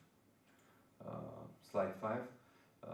Now let's talk about Georgia and talking about Georgia heraldry in the same analytical manner, using the same variables, shows that it clearly has some distinctive characteristics, such as, for example, non-existence of honorable ordinaries, unique system of using of family coat of arms by all representatives of the family without any changes, symbolic meanings of common charges going deep into ancient history and emblematic systems of different locally spread religions, or animism, paganism, later Christianity, and and civilizations such as Mesopotamian or Greco-Roman. However, at the same time, Georgian coat of arms of the 18th century show close resemblance to Western European heraldry too. For example, use of same pictures and colors, common charges and external decorations similar to European coat of arms, explanations of symbolic meanings of charges, detailed blasons, also use of many same shapes of the shields of arms as in Europe. All this shows examples of Georgian heraldry with European practices. Slide 6. Here we present the visualization material. It's the scheme showing similarities and differences of Georgian heraldry. I'm not sure if it's visible, but I think it can be still identified that together with having very distinctive characteristics, Georgian heraldry also had some very vivid similarities with Western European heraldic practices. Based on this, we would say that probably Georgia developed its own heraldic art style in the 18th century, but it didn't really develop to the separate branch of heraldry. Slide 7. So to summarize, probably it is indeed possible to recognize that in the 18th century, Georgian heraldry developed its own distinctive style. But at the same time, I believe it's agreeable that this development comes short to be defined as a separate branch of heraldry. Heraldry in Georgia was introduced late, as we said, and its development was cut short quickly due to Russian and Soviet occupations. These are the reasons why it didn't fully develop. In spite of these difficulties, still distinctive features of Georgian heraldic style created in the 18th century is frequently clearly distinguishable in the later Georgian coat of arms of 19th century and even in contemporary ones, but that's a different subject.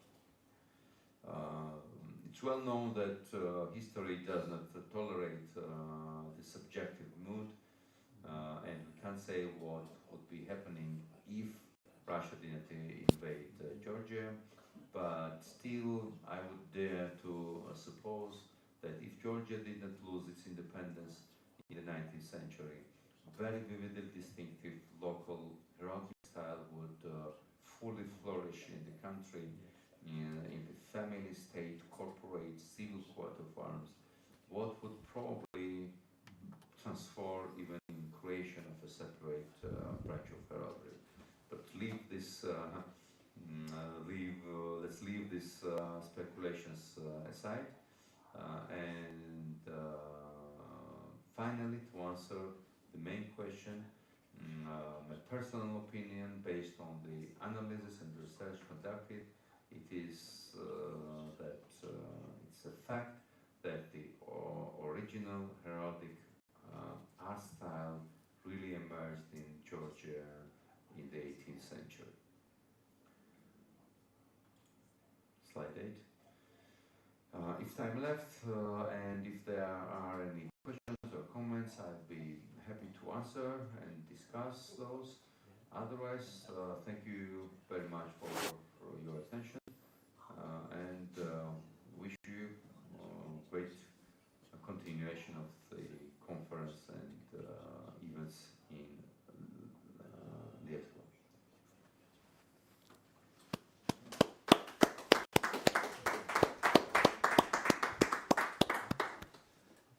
Unfortunately, our speaker didn't provide us a presentation, apparently. So, without any further ado, let's welcome now, this time, a speaker who is among us. I would like to welcome Dr. Bruce Dury from International Academy of Genealogy and International Academy of Heraldry from Scotland. He is a genealogist, heraldist, author, broadcaster, and lecturer. And he will deliver a speech, Scottish Heraldic Flags, Who Gets What and Why. 15 minutes plus 5, yes. 20 minutes. Well, it's lovely to be back in Lithuania, in Vilnius. It's wonderful to be back in the European Union.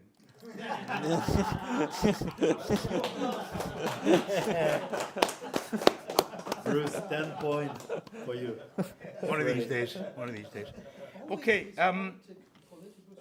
yes, no politics, thank you very much.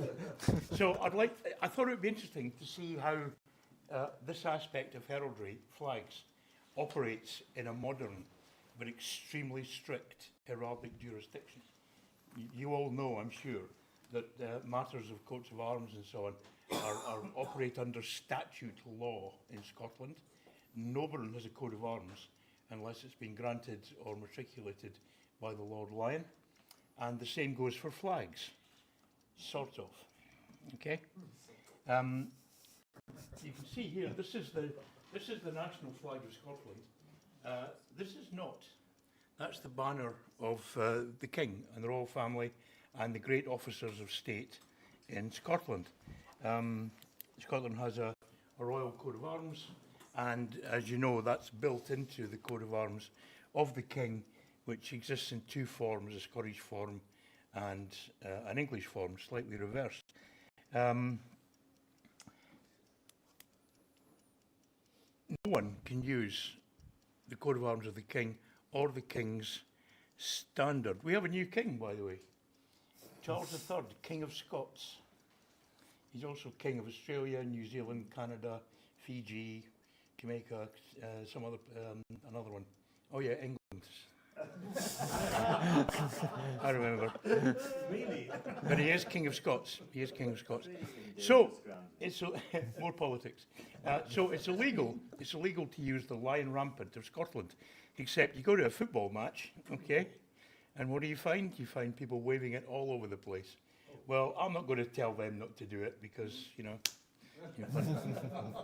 but it's worth bearing in mind. So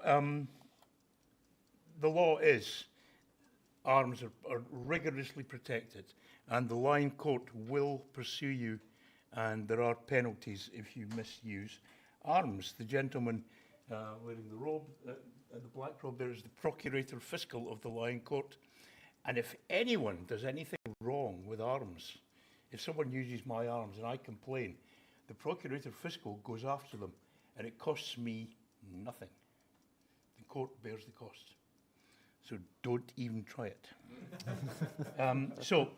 Just a few words to make sure we're all on the same page. A banner is a square or rectangular flag. A standard is a long triangular flag. The standards really emerged so that people could display crests and other symbols on them, as well as their coat of arms. And sometimes you will see references to the royal standard of the United Kingdom. It's not, it's a banner. The size of the flag, there are some rules about this which I'll tell you, but the size often depends on where it's flown and how it's used. Like, obviously, yeah, bigger flags, like that. Makes sense.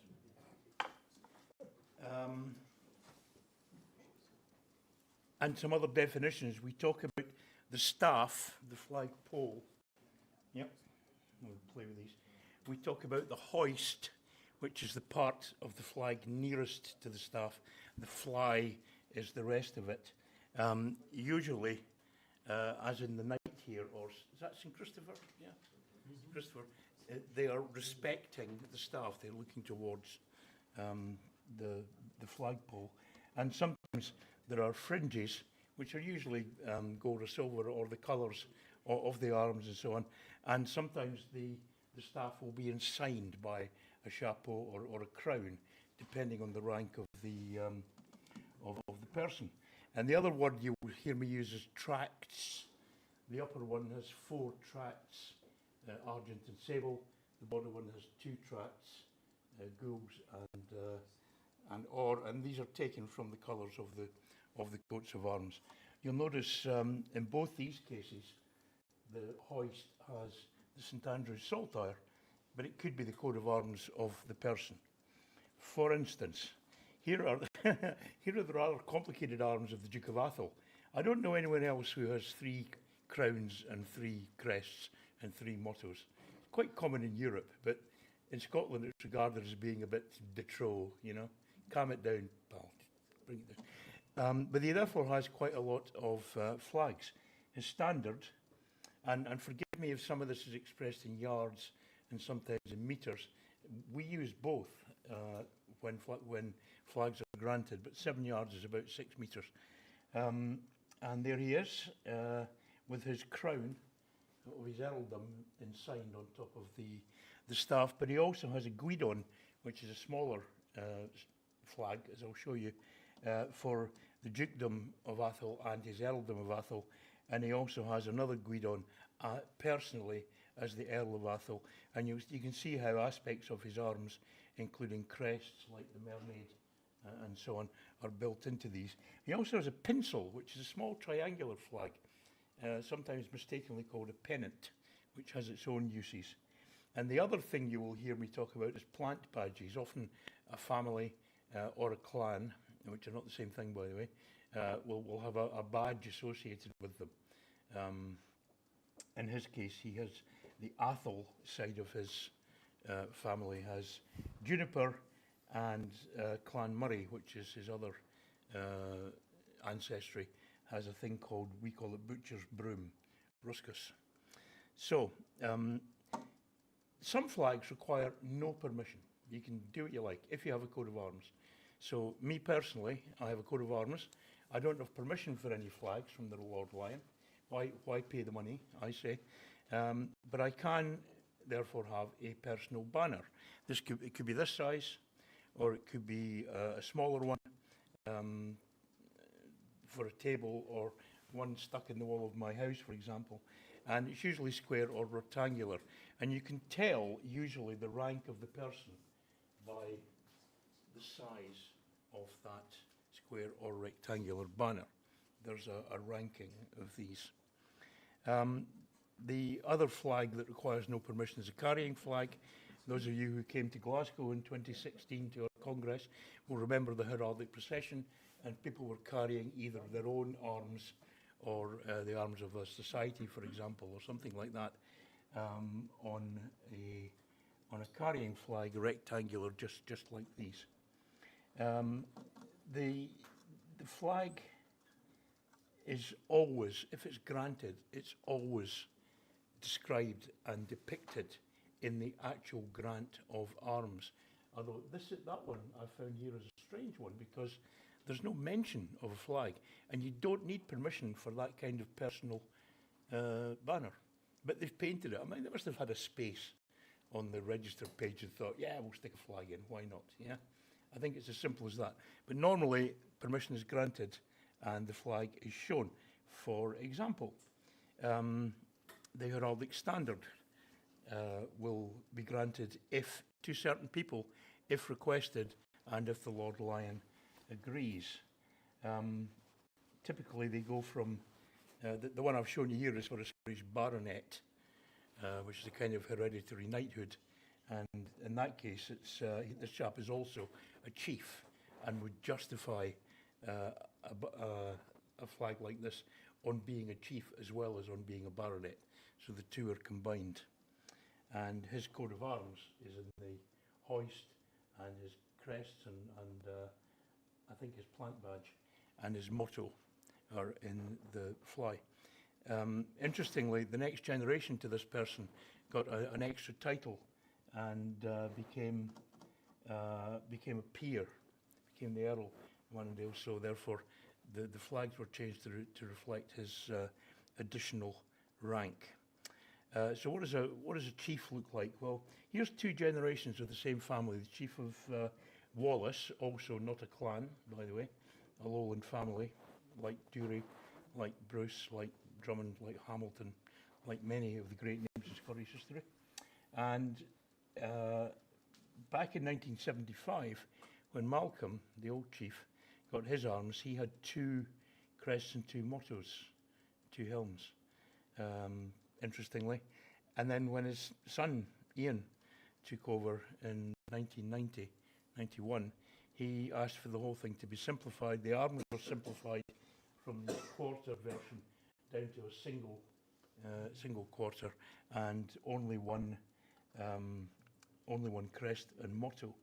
And what you notice is in the flags, the arm is embowed this way in that flag, but his son's flag is embowed the other way. That's because if you look at the crest, the arm obviously has to point towards the centre, so it's going to be different when there's only one of them. That makes sense, yeah? The chapeau, the blue chapeau of maintenance, means they used to own a barony, but they don't anymore. But they are still considered the representatives of that family, even though they have no land in Barney. Corporations also, of course, get coats of arms, and they can have standards and banners. This happens to be Lloyd's Bank. You've probably heard of them, yeah? They also ask for a badge, which is equally a heraldic symbol. And what I thought was really funny is that the simple badge, as it were, this one, is quite easily blazoned, described in heraldic form. The one that's used for the subsidiaries of the bank, easy to draw, but incredibly difficult to actually say what it is. Waste of time.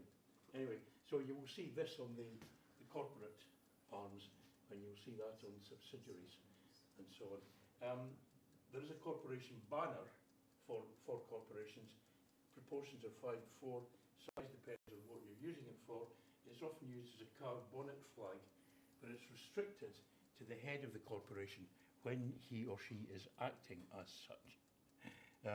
I got involved with the Bulgarian embassy in Britain for a while. Lovely people, and the ambassador drove around in a big car with a Bulgarian flag in front. This was England, not Scotland, but I did say to him, you know that you're only supposed to have the flag when you, the ambassador, are sitting in the car. So one man got a job of running in and out the whole time, taking the flag off, putting it back on, working out where the ambassador was, put the flag in again. It can be complicated, but these are rules, so they are important.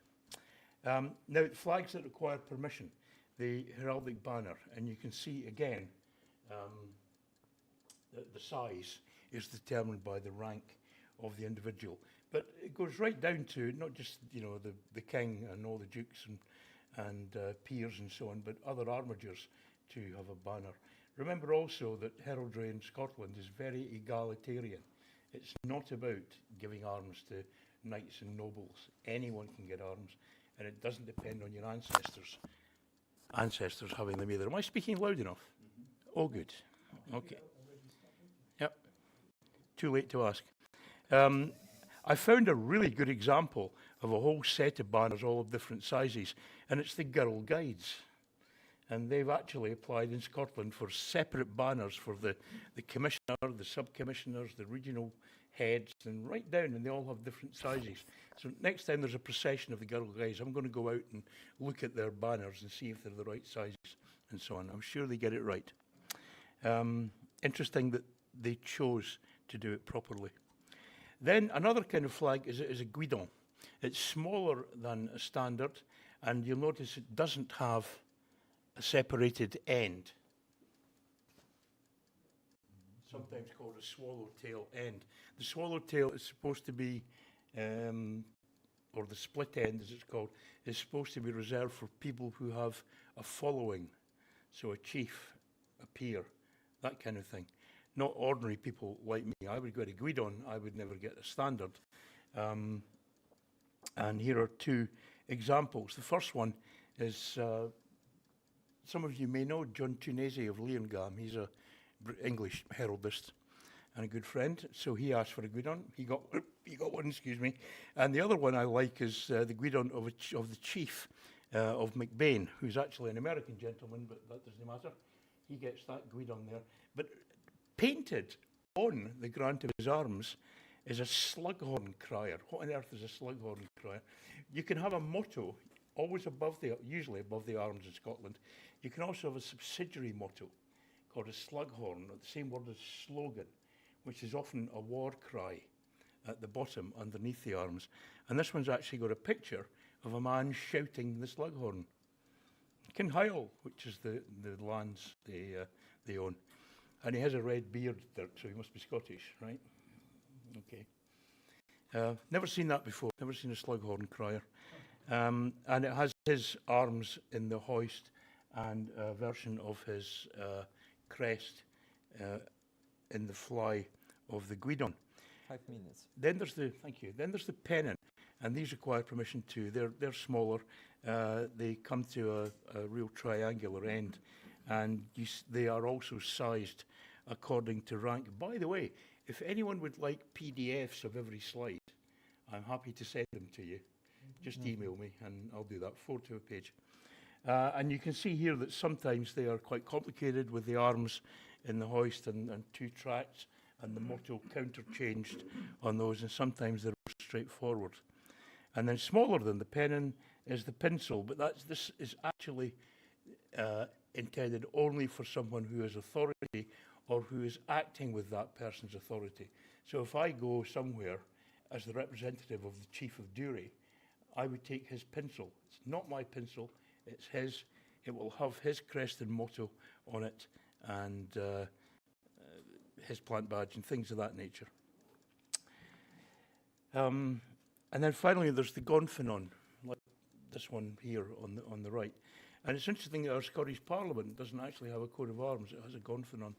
For some reason they decided to do that, and it hangs from a banner. Now you also see those, by the way, without any kind of permission or special granting, in people who represent a surname, so a clan society or a family society, will often walk about with the chief's crest on a gonfanon, and sometimes the tartan here, as in Clan Gregor, the MacGregors.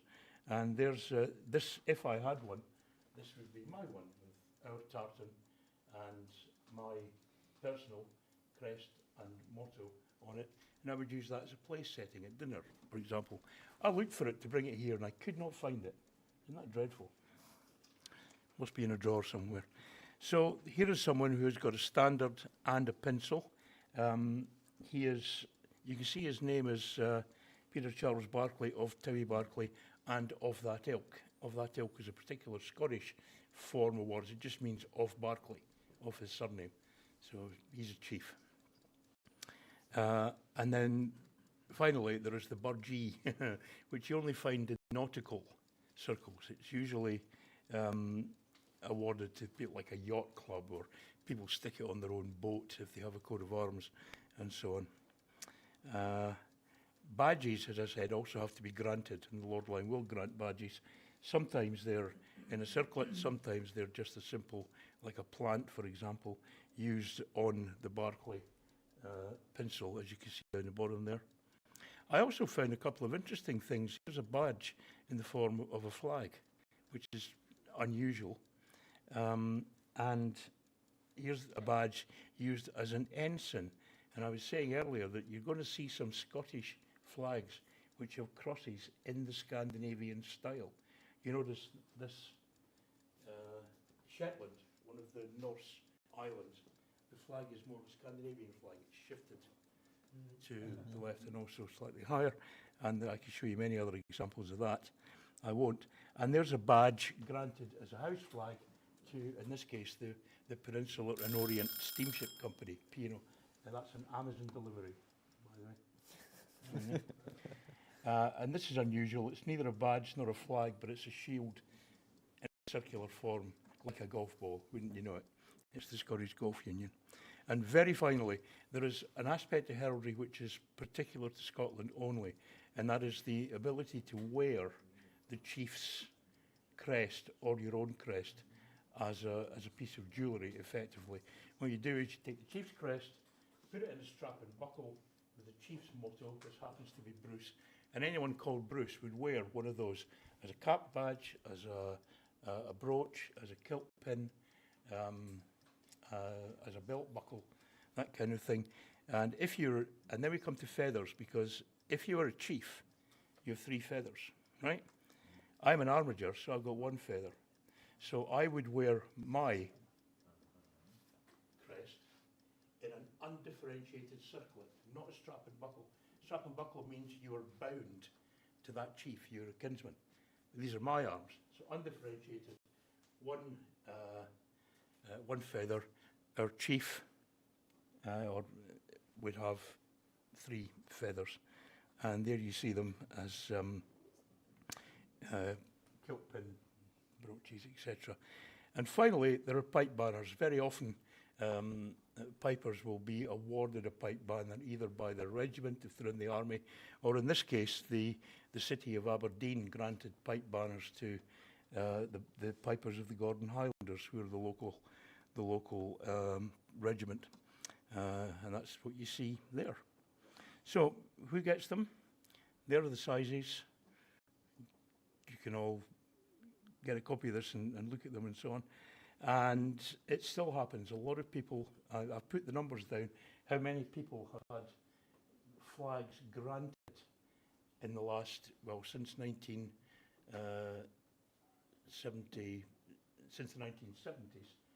And you can see there are quite a few. And other armigers are actually the largest single number apart from chiefs. How do I know these numbers? Because I had to go and count them, because you will know that 2 years ago I produced a compilation of every coat of arms granted in Scotland from 1971 to 2017, and immediately everybody said, okay, but what about crests and mottos and flags and badges and supporters and things? So I've now almost finished, and I've been saying that for 3 months, the compilation of all of those things, including flags, for the same time period. It will be available soon, I promise. So thank you for your kind attention. Nice to be here again. And I should say thank you to the Lion Court and the National Records of Scotland for letting me use some images directly from the public register of all arms and bearings in Scotland. Okay, thank you.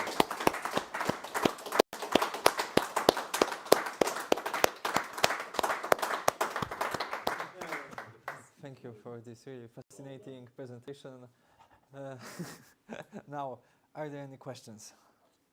Yes, please. Oh, yes. I wonder if these rules and regulations are only for Scottish Yes. people relevant, or what happens if you are as a foreigner in Scotland?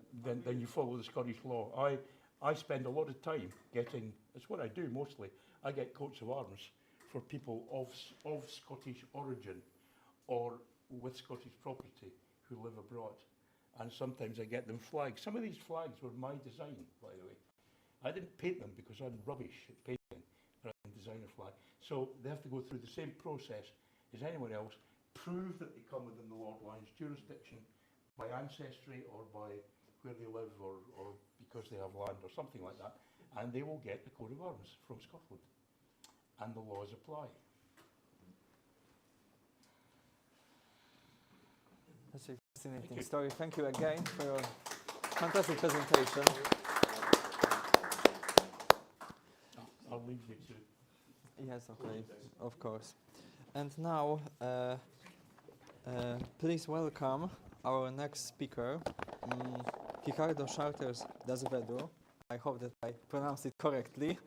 And with his presentation, Ancestry, Coats of Arms and Flags, Shaping Contemporary Cultural Identity in a Globalized World.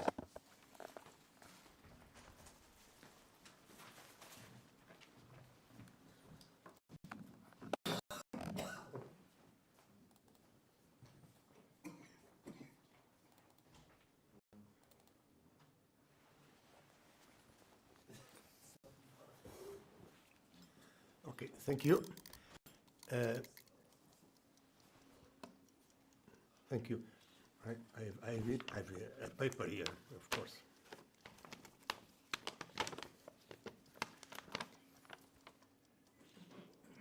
In the tapestry of human civilization, the threads of ancestry, coats of arms and flags are woven in the very fabric of cultural identity. Today's globalized world, where borders are blurred and societies are interconnected, the influence of these symbols goes far behind of mere historic artifacts. The influence of ancestors, coats of arms and flags on contemporary society is multifaceted and fascinating aspect of cultural identity. In today's globalized world, where societies are increasingly interconnected, these symbols are essential in shaping individual and collective identities. This presentation explores the multitude of intriguing ways in which ancestors, coats of arms, and flags are essential in shaping individual and collective identities in the contemporary society.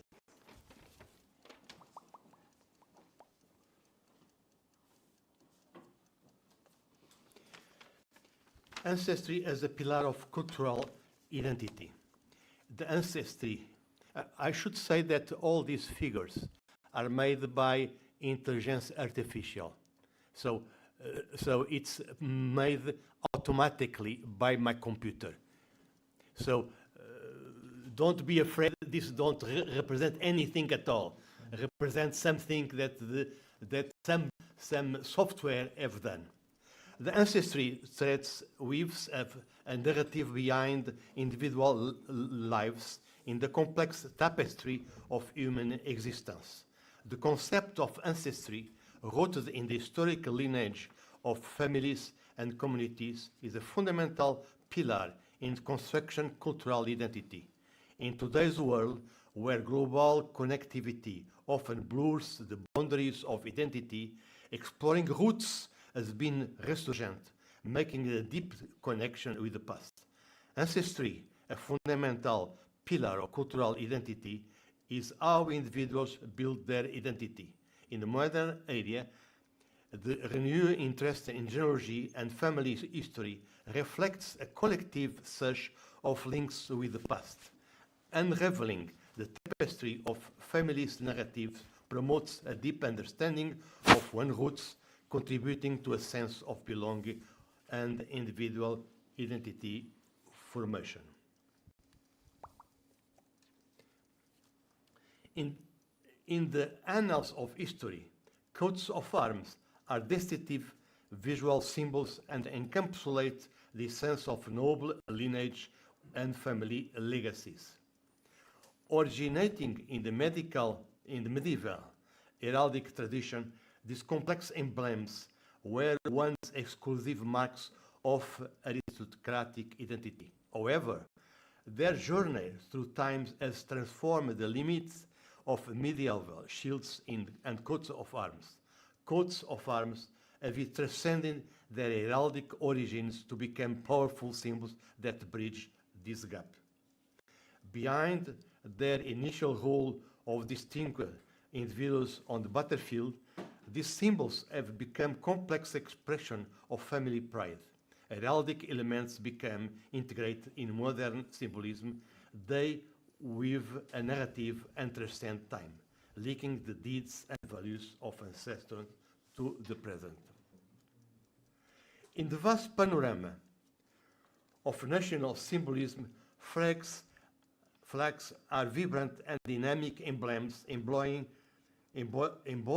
a national identity and aspiration.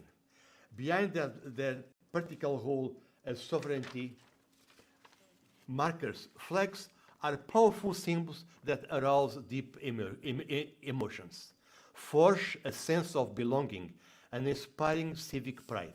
We can explore the many facets of flags as emblems of national and civic pride by tracing their historical significance, understanding the symbolism of their design, and examining their role in shaping collective identities. As emblems of national and civic pride, flags symbolize a collective identity. In globalized world, these symbols encourage patriotism and incorporate elements that echo ancestral roots. The intersection of ancestry, coats of arms, and flags becomes a heraldic continuum where personal and national identities converge, reinforcing a sense of continuity in a dynamic world. Moreover, flags have the potential to transcend their physical form and become agents of change in political movements, inspiring us with their transforming power. The complex dance between ancestry, coats of arms, and flags reveals a multitude of interconnections linking the threads of cultural identity. This intersection, where family lineage meets heraldic symbolism and national representation, forms a knot of great importance in exploring heritage. By unraveling the layers of this complex interaction, we discover how these elements come together to create a narrative that speaks to a sense of individuals, families, and entire nations.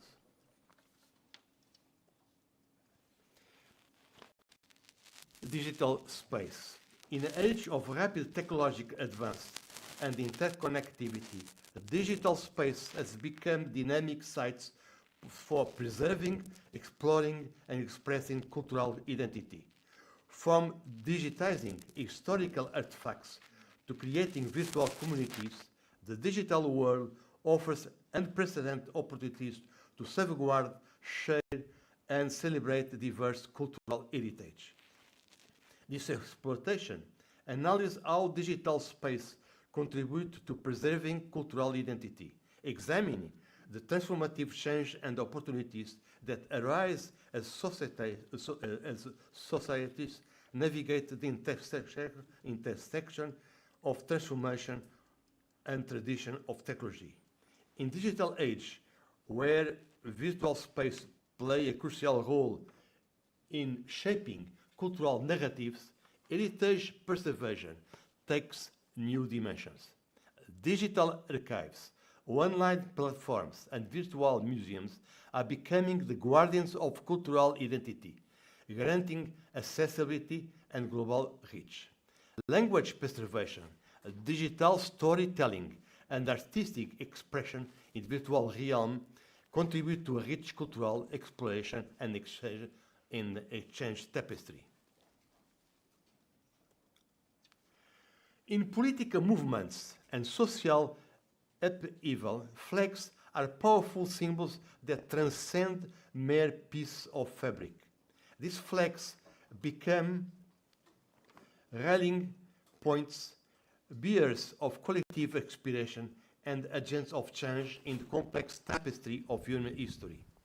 This exploration analyzes the profound impact of flags in political movements, revealing their role in shaping social narratives, inspiring change, fostering unity in pursuit of shared ideals.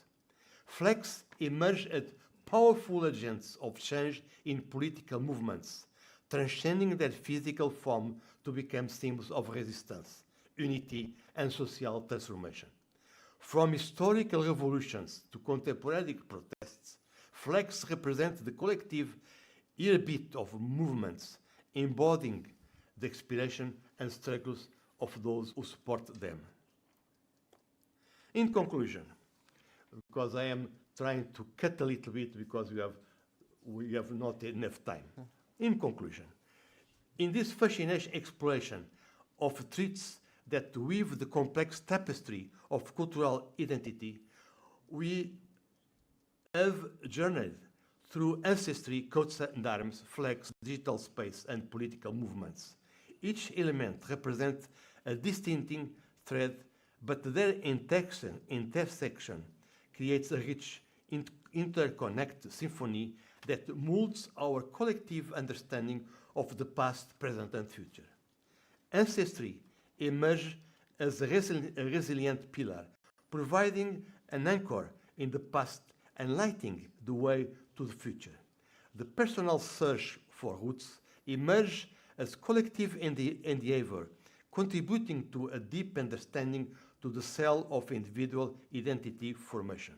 Coats of arms, which originated in the heraldic tradition and evolved in dynamic symbols that transcend time, linking ancestors' deeds to contemporary values. As national emblems, flags embody the sense of civic pride, giving a collective narrative or national identity. The intersection of ancestry, coats of arms, and flags creates a space where personal stories merge with national narratives, forming a rich and constantly evolving cultural tapestry.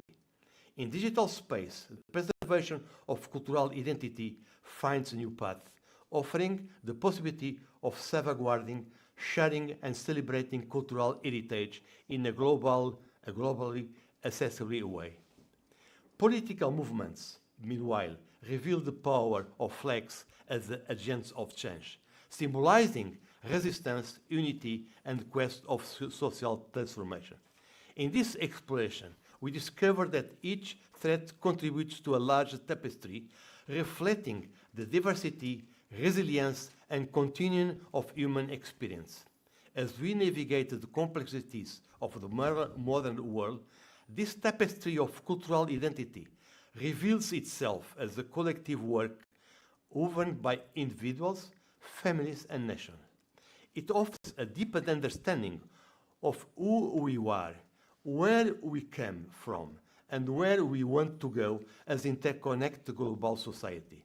By embracing the richness of this tapestry, we celebrate the diversity of that unities us, and together shape the ongoing narrative of our human heritage. Thank you.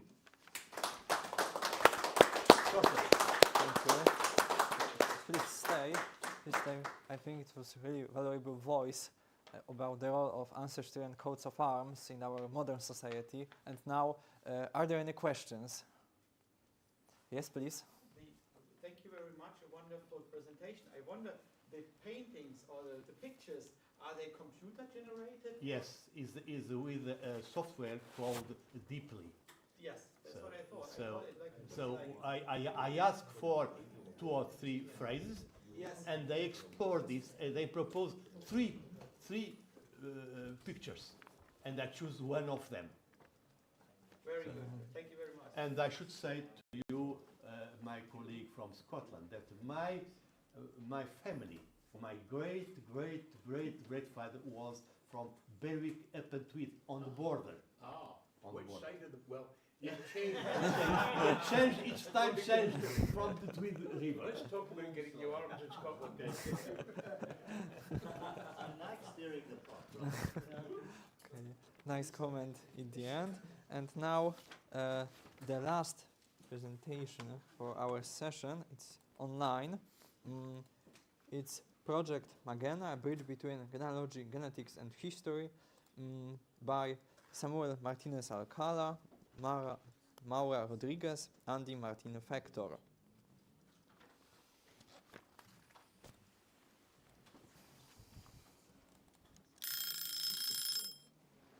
Hello, greetings to everyone. Thank you, thank you for the organizing committee of the Third International Colloquium of Genealogy, Heraldry, and Psychology for accepting this speech, and I hope it is useful for everyone. I'm sorry for not being present in the event, but I'm a PhD student and I have certain commitments on these days that enabled me to travel and to be there, which I like. I would really like to be there. So sorry for that. I hope that you enjoyed the speech. Here I'm going to talk about how can we mix the genetics and genealogy, but in a specific part of the genetics, which are the haplogroups, to do research, and we are going to do a very fast telling a review about some works relating haplogroups with ability. And the idea is that new technology is introducing new ways to do things in genealogy. For example, DNA sequences are giving us a lot of data about the human genetics, historical migrations, where we have no records, but the genetics can tell us about the history of the human migration. Also, digitalization of the data, from the books, from the records, and the big data analysis is making possible to have a burst on the research. So this topic of genetic genealogy is being very popular on the. It's becoming a good acceptance is the proper thing I want to say on the field of genealogy, of the international genealogy. This is what the plots that are showing here. How often can we speak of genetics on genealogy events, because it's becoming part of the research. So I want to give a very brief introduction of the genetic aspects. The genetic, the DNA is molecules that are in charge of the proteins and mechanisms that we have in our bodies, but we can use them to trace a common ancestor by sampling an existing population. And there are a lot of mechanisms that we need to know, that the scientists need to know to do this. For example, DNA can suffer mutations, errors when it's copied from one cell to another, or be passed from one person to the progeny. For example, we have mutations, which are these errors, punctual, like a little change, insertions of new letters on that string. Letters, string is a simplification from a chain of molecules binded. But we also have like some fragments repeat in that sequence. The fragments are motifs, genetic motifs, and they can repeat. So we have short tandem repeats. This is the phenomenon. One of the main pieces of DNA that I wanted to talk is the mitochondrial DNA, which is a DNA that only passes from mothers to the offspring. So this DNA doesn't contain any data, any genetic information of the father. It only contains information of the mother. So that way we can trace a line, a direct maternal line from the individual that we are testing. This is a large molecule. It is small compared to others, but it has 16,000 base pairs. So we want to store a large database of thousands of millions of sequences. We will need very too much storage. And what we usually do is that we compare them with a standard sequence or a reference sequence. The Cambridge reference sequence is the historical reference that it is often used in genetics. It was extracted from a European descendant in the 1970s, and it is actually associated with some haplogroups. So when you search people that has more in common within themselves, that other, for example, African populations have different characteristics, genetic characteristics than people from America. So it can make us group sequences into these kind of clusters. And as we are looking at haplotypes, the correct word we call the sequence, the combination of letters. So that is why the word to describe this group is haplogroup. And the notation was introduced by Antonio Torrioni. He was using it during his work on the study of mitochondrial DNA of Native American populations in the 1990s. And it's very, very useful, very comfortable. For example, if you define a group as A, then the descendants will be A2, A3, A4, and the descendants of A2 will be A2A, A2B, A2C. And that way we can do like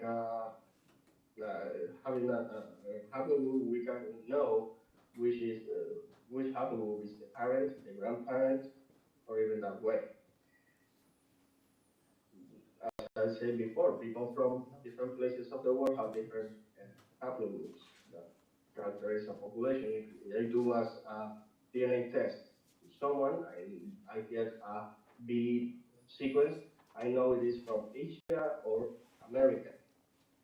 Back in time, thousands of years, and I'm not talking about very recent migration. This is large-scale migration. And for European case, we have like 7 major haplogroups that were widely discussed by Brian Sykes in his work, in his magnificent book, The 7 Daughters of Eve. I recommend to read that book because it also contains some of the history how these haplogroups were accepted as a definite tool.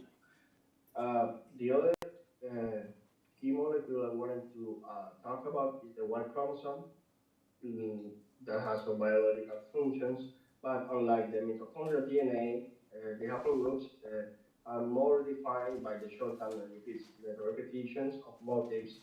And if one gets tested, the males get tested, you will obtain a list of how many times do you have these motifs repeated, and by looking these repetitions in different countries, you can define clusters and haplogroups for male direct paternal heritage, because this haplogroup is only inherited by the father to the male offspring. So in Europe, most of the haplogroups are R1b for the Western Europe, R1a to Eastern and Eurasian area. It is mostly the conventions are defined by a marker. Sometimes, like RN269 is a marker, or by a phylogenetic, like in the maternal haplogroups. This one is called R1B1 A1B, so you can mentally reconstruct where is the root of from that point to the R major haplogroup. Haplogroups tend to be paternal haplogroups tend to be associated with the last names, because last names are in Western populations mostly associated with the father. So one gets the last name of the father, but also the Y chromosome of the father.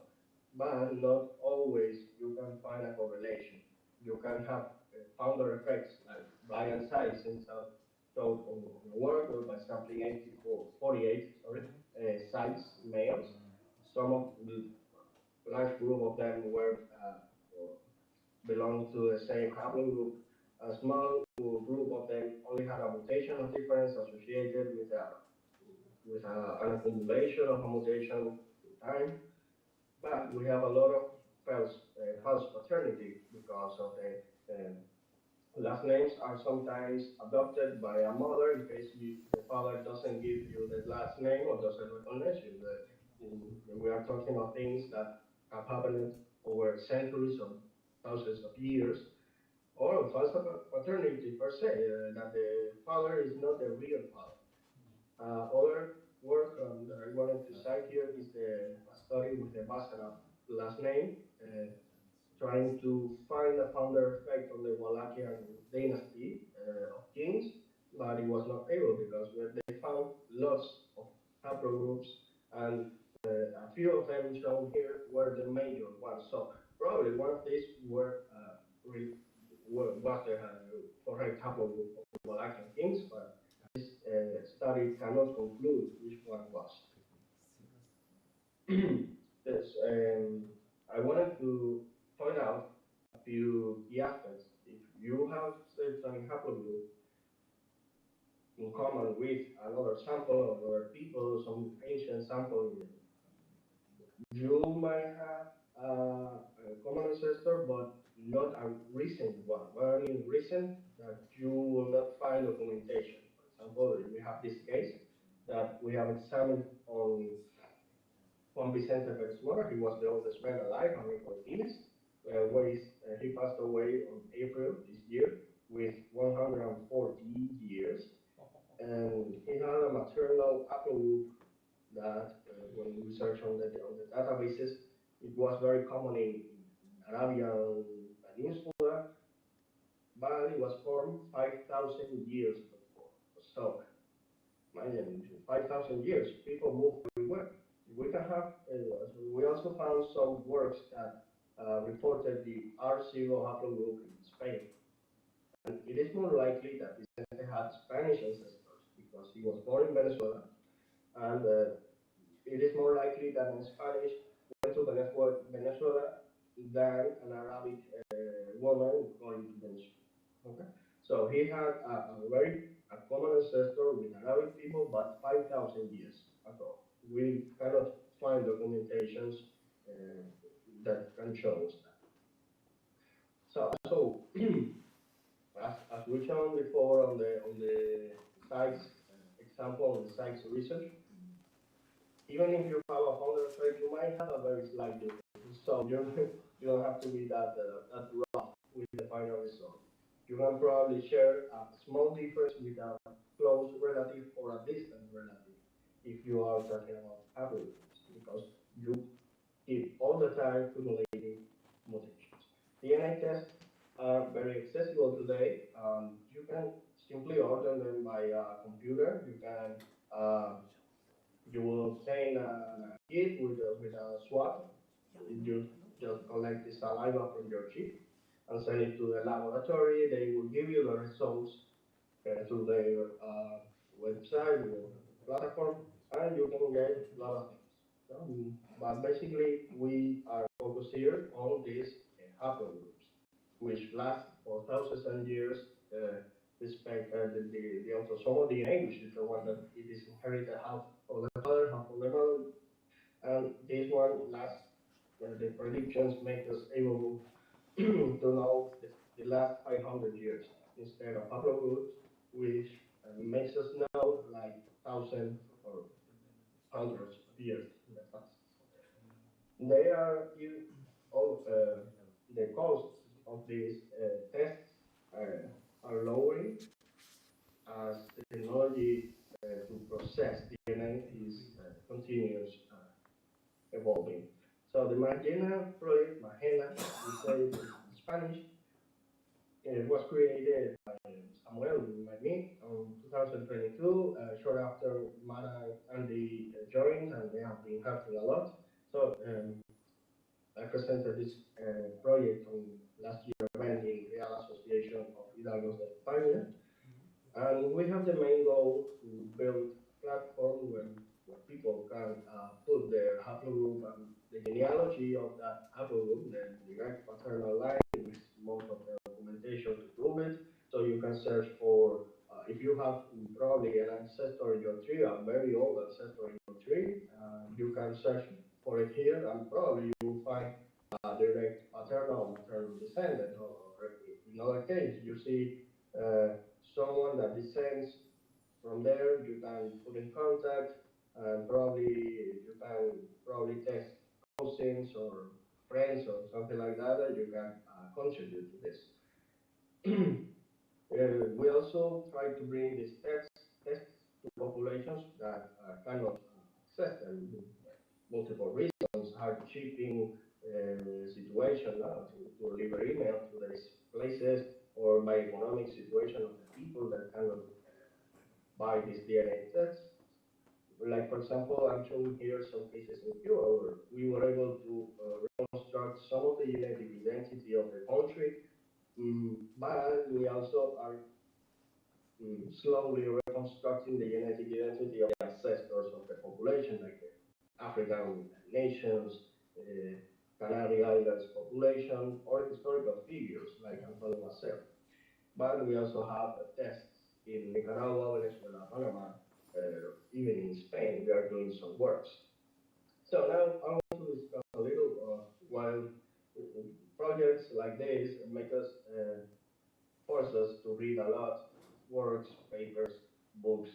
So I have found a couple of papers that relates the haplogroups with the identification of ancient nobilities or recent nobilities. And I wanted to just show a few cases.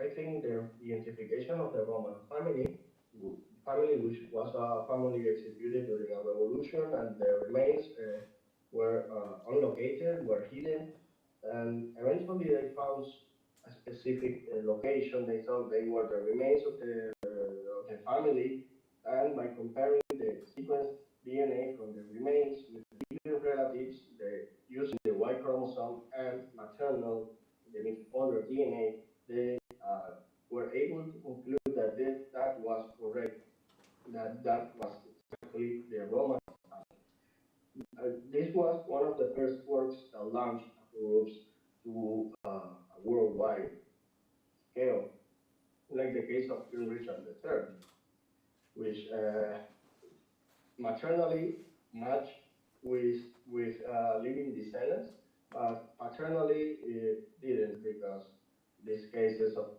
false paternity, we have 20 generations to a common ancestor, Edward III. But yeah, that was a very interesting work. So you can search for it on the written report of this presentation, and you will find a little more details. So the correct identifications of the genetic of French kings as well, Louis XVI, was supposed to be J by a previous work, but a recent, not recent, but it was after that first work, they sequenced living relatives from different points of that tree, and they found the correct haplogroup. Sometimes we do not have the genealogy documentation of the family, but genetic testing makes it possible to assign a possible identity. In this case, they found that in the Hebei province of China, they found a sarcophagus with various of them, and they assigned the identity of the most notorious sarcophagus to Portus, which was married to one of Mongolian princes. In fact, two more samples where it was supposed to be Mongolian princes. The Basler family, I think, is one of the most recent works regarding this. This was a very important family in the medieval Hungary, and they found these remains of an ancient church in Paysay, and they found the records saying that probably in that crypt were buried an ancient elect, and they did the sequencing. They found the fourth-degree relation and the same paternal haplogroup. So this was a very successful identification. Well, to conclude, I want to just introduce this main project, which we are doing a hard work trying to bind genealogy and genetics. I wanted to show here that haplogroups are very, very resourceful tools to identify ancient remains and assign identities to members of the nobility.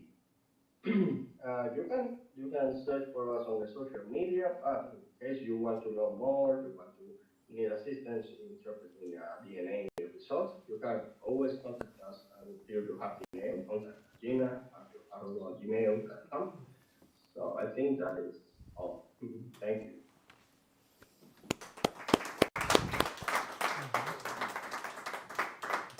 So, ladies and gentlemen, with this presentation, which I think gives us an insight about the future of genealogist research, we end our third session.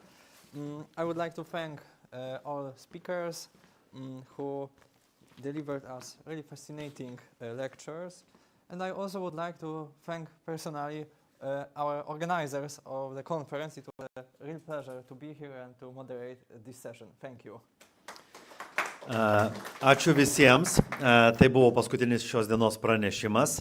Ir baigiamosioms kalboms, pasakysiu taip, baigiamiesiams žodžiams, noriu pakviesti aš genealogijos, heraldikos ir veksilologijos instituto prezidentą Remigijų Bimbą, Tarptautinės genealogijos ir heraldikos konfederacijos viceprezidentą Dirk Weislider ir Tarptautinės veksilologijos asociacijos federacijos generalinį sekretorių Bruce Berry. For the final words, guys, please take your place. And yes, Remigius, Dirk, and Bruce, time is for you. Dear colleagues, ladies and gentlemen, I thank the lecturers who prepared the presentations and participated in this colloquium. I would also like to thank the partners of this colloquium, National Museum Palace of the Grand Duke of Lithuania, Lithuanian State Historical Archives, Office of the Chief Archivist of Lithuania. I am grateful that patrons, International Academy of Genealogy, International Confederations of Genealogy and Heraldry, International Federations of Vexillological Associations. I am pleased that we have special guests who represented international organizations, Mr. Dirk Weislider and Mr. Dr. Bruce Berry. Next year colloquium will be held in June in Vilnius. Thank you.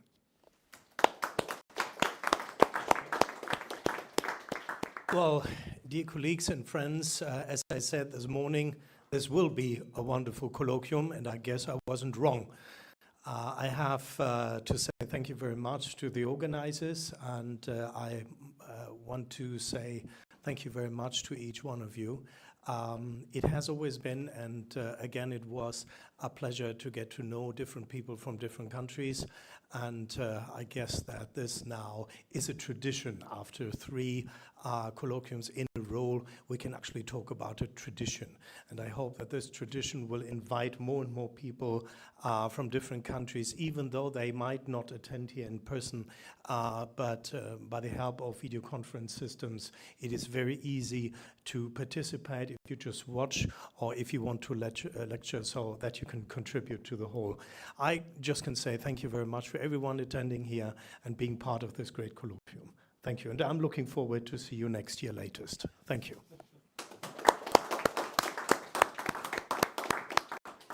Well, Dirk said everything I wanted to say, so I can go home now. No. But seriously, once again, just to echo what has been said, thank you very much to the organizers. Having organized a similar conference myself, I know these things just don't happen. And it might just seem to all flow smoothly. We all sit here. But there's a lot that takes place in the background, so thank you very much to all of you. Thank you very, very much indeed also for the hospitality that has been shown to us all, particularly those of us who've come from far away. And then also to the presenters, you know, these things also need participation, and it's only through the participation of the presenters that we can come and sit together. It takes time, it takes effort, and I know for some of us it's a passion, so it comes easy, and some of us can make it our jobs. They 10 out of 10 to them.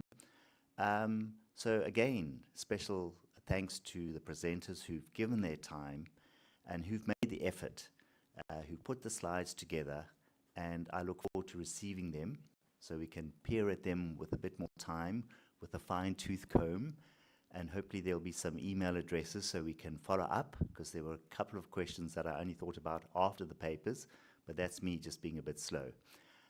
So on that note, again, thank you to everybody for your participation. It really has been, as Dirk said, a great event. And yes, the tradition has been started, so we look forward to the next one. Thank you very much. Thank you. Achoo.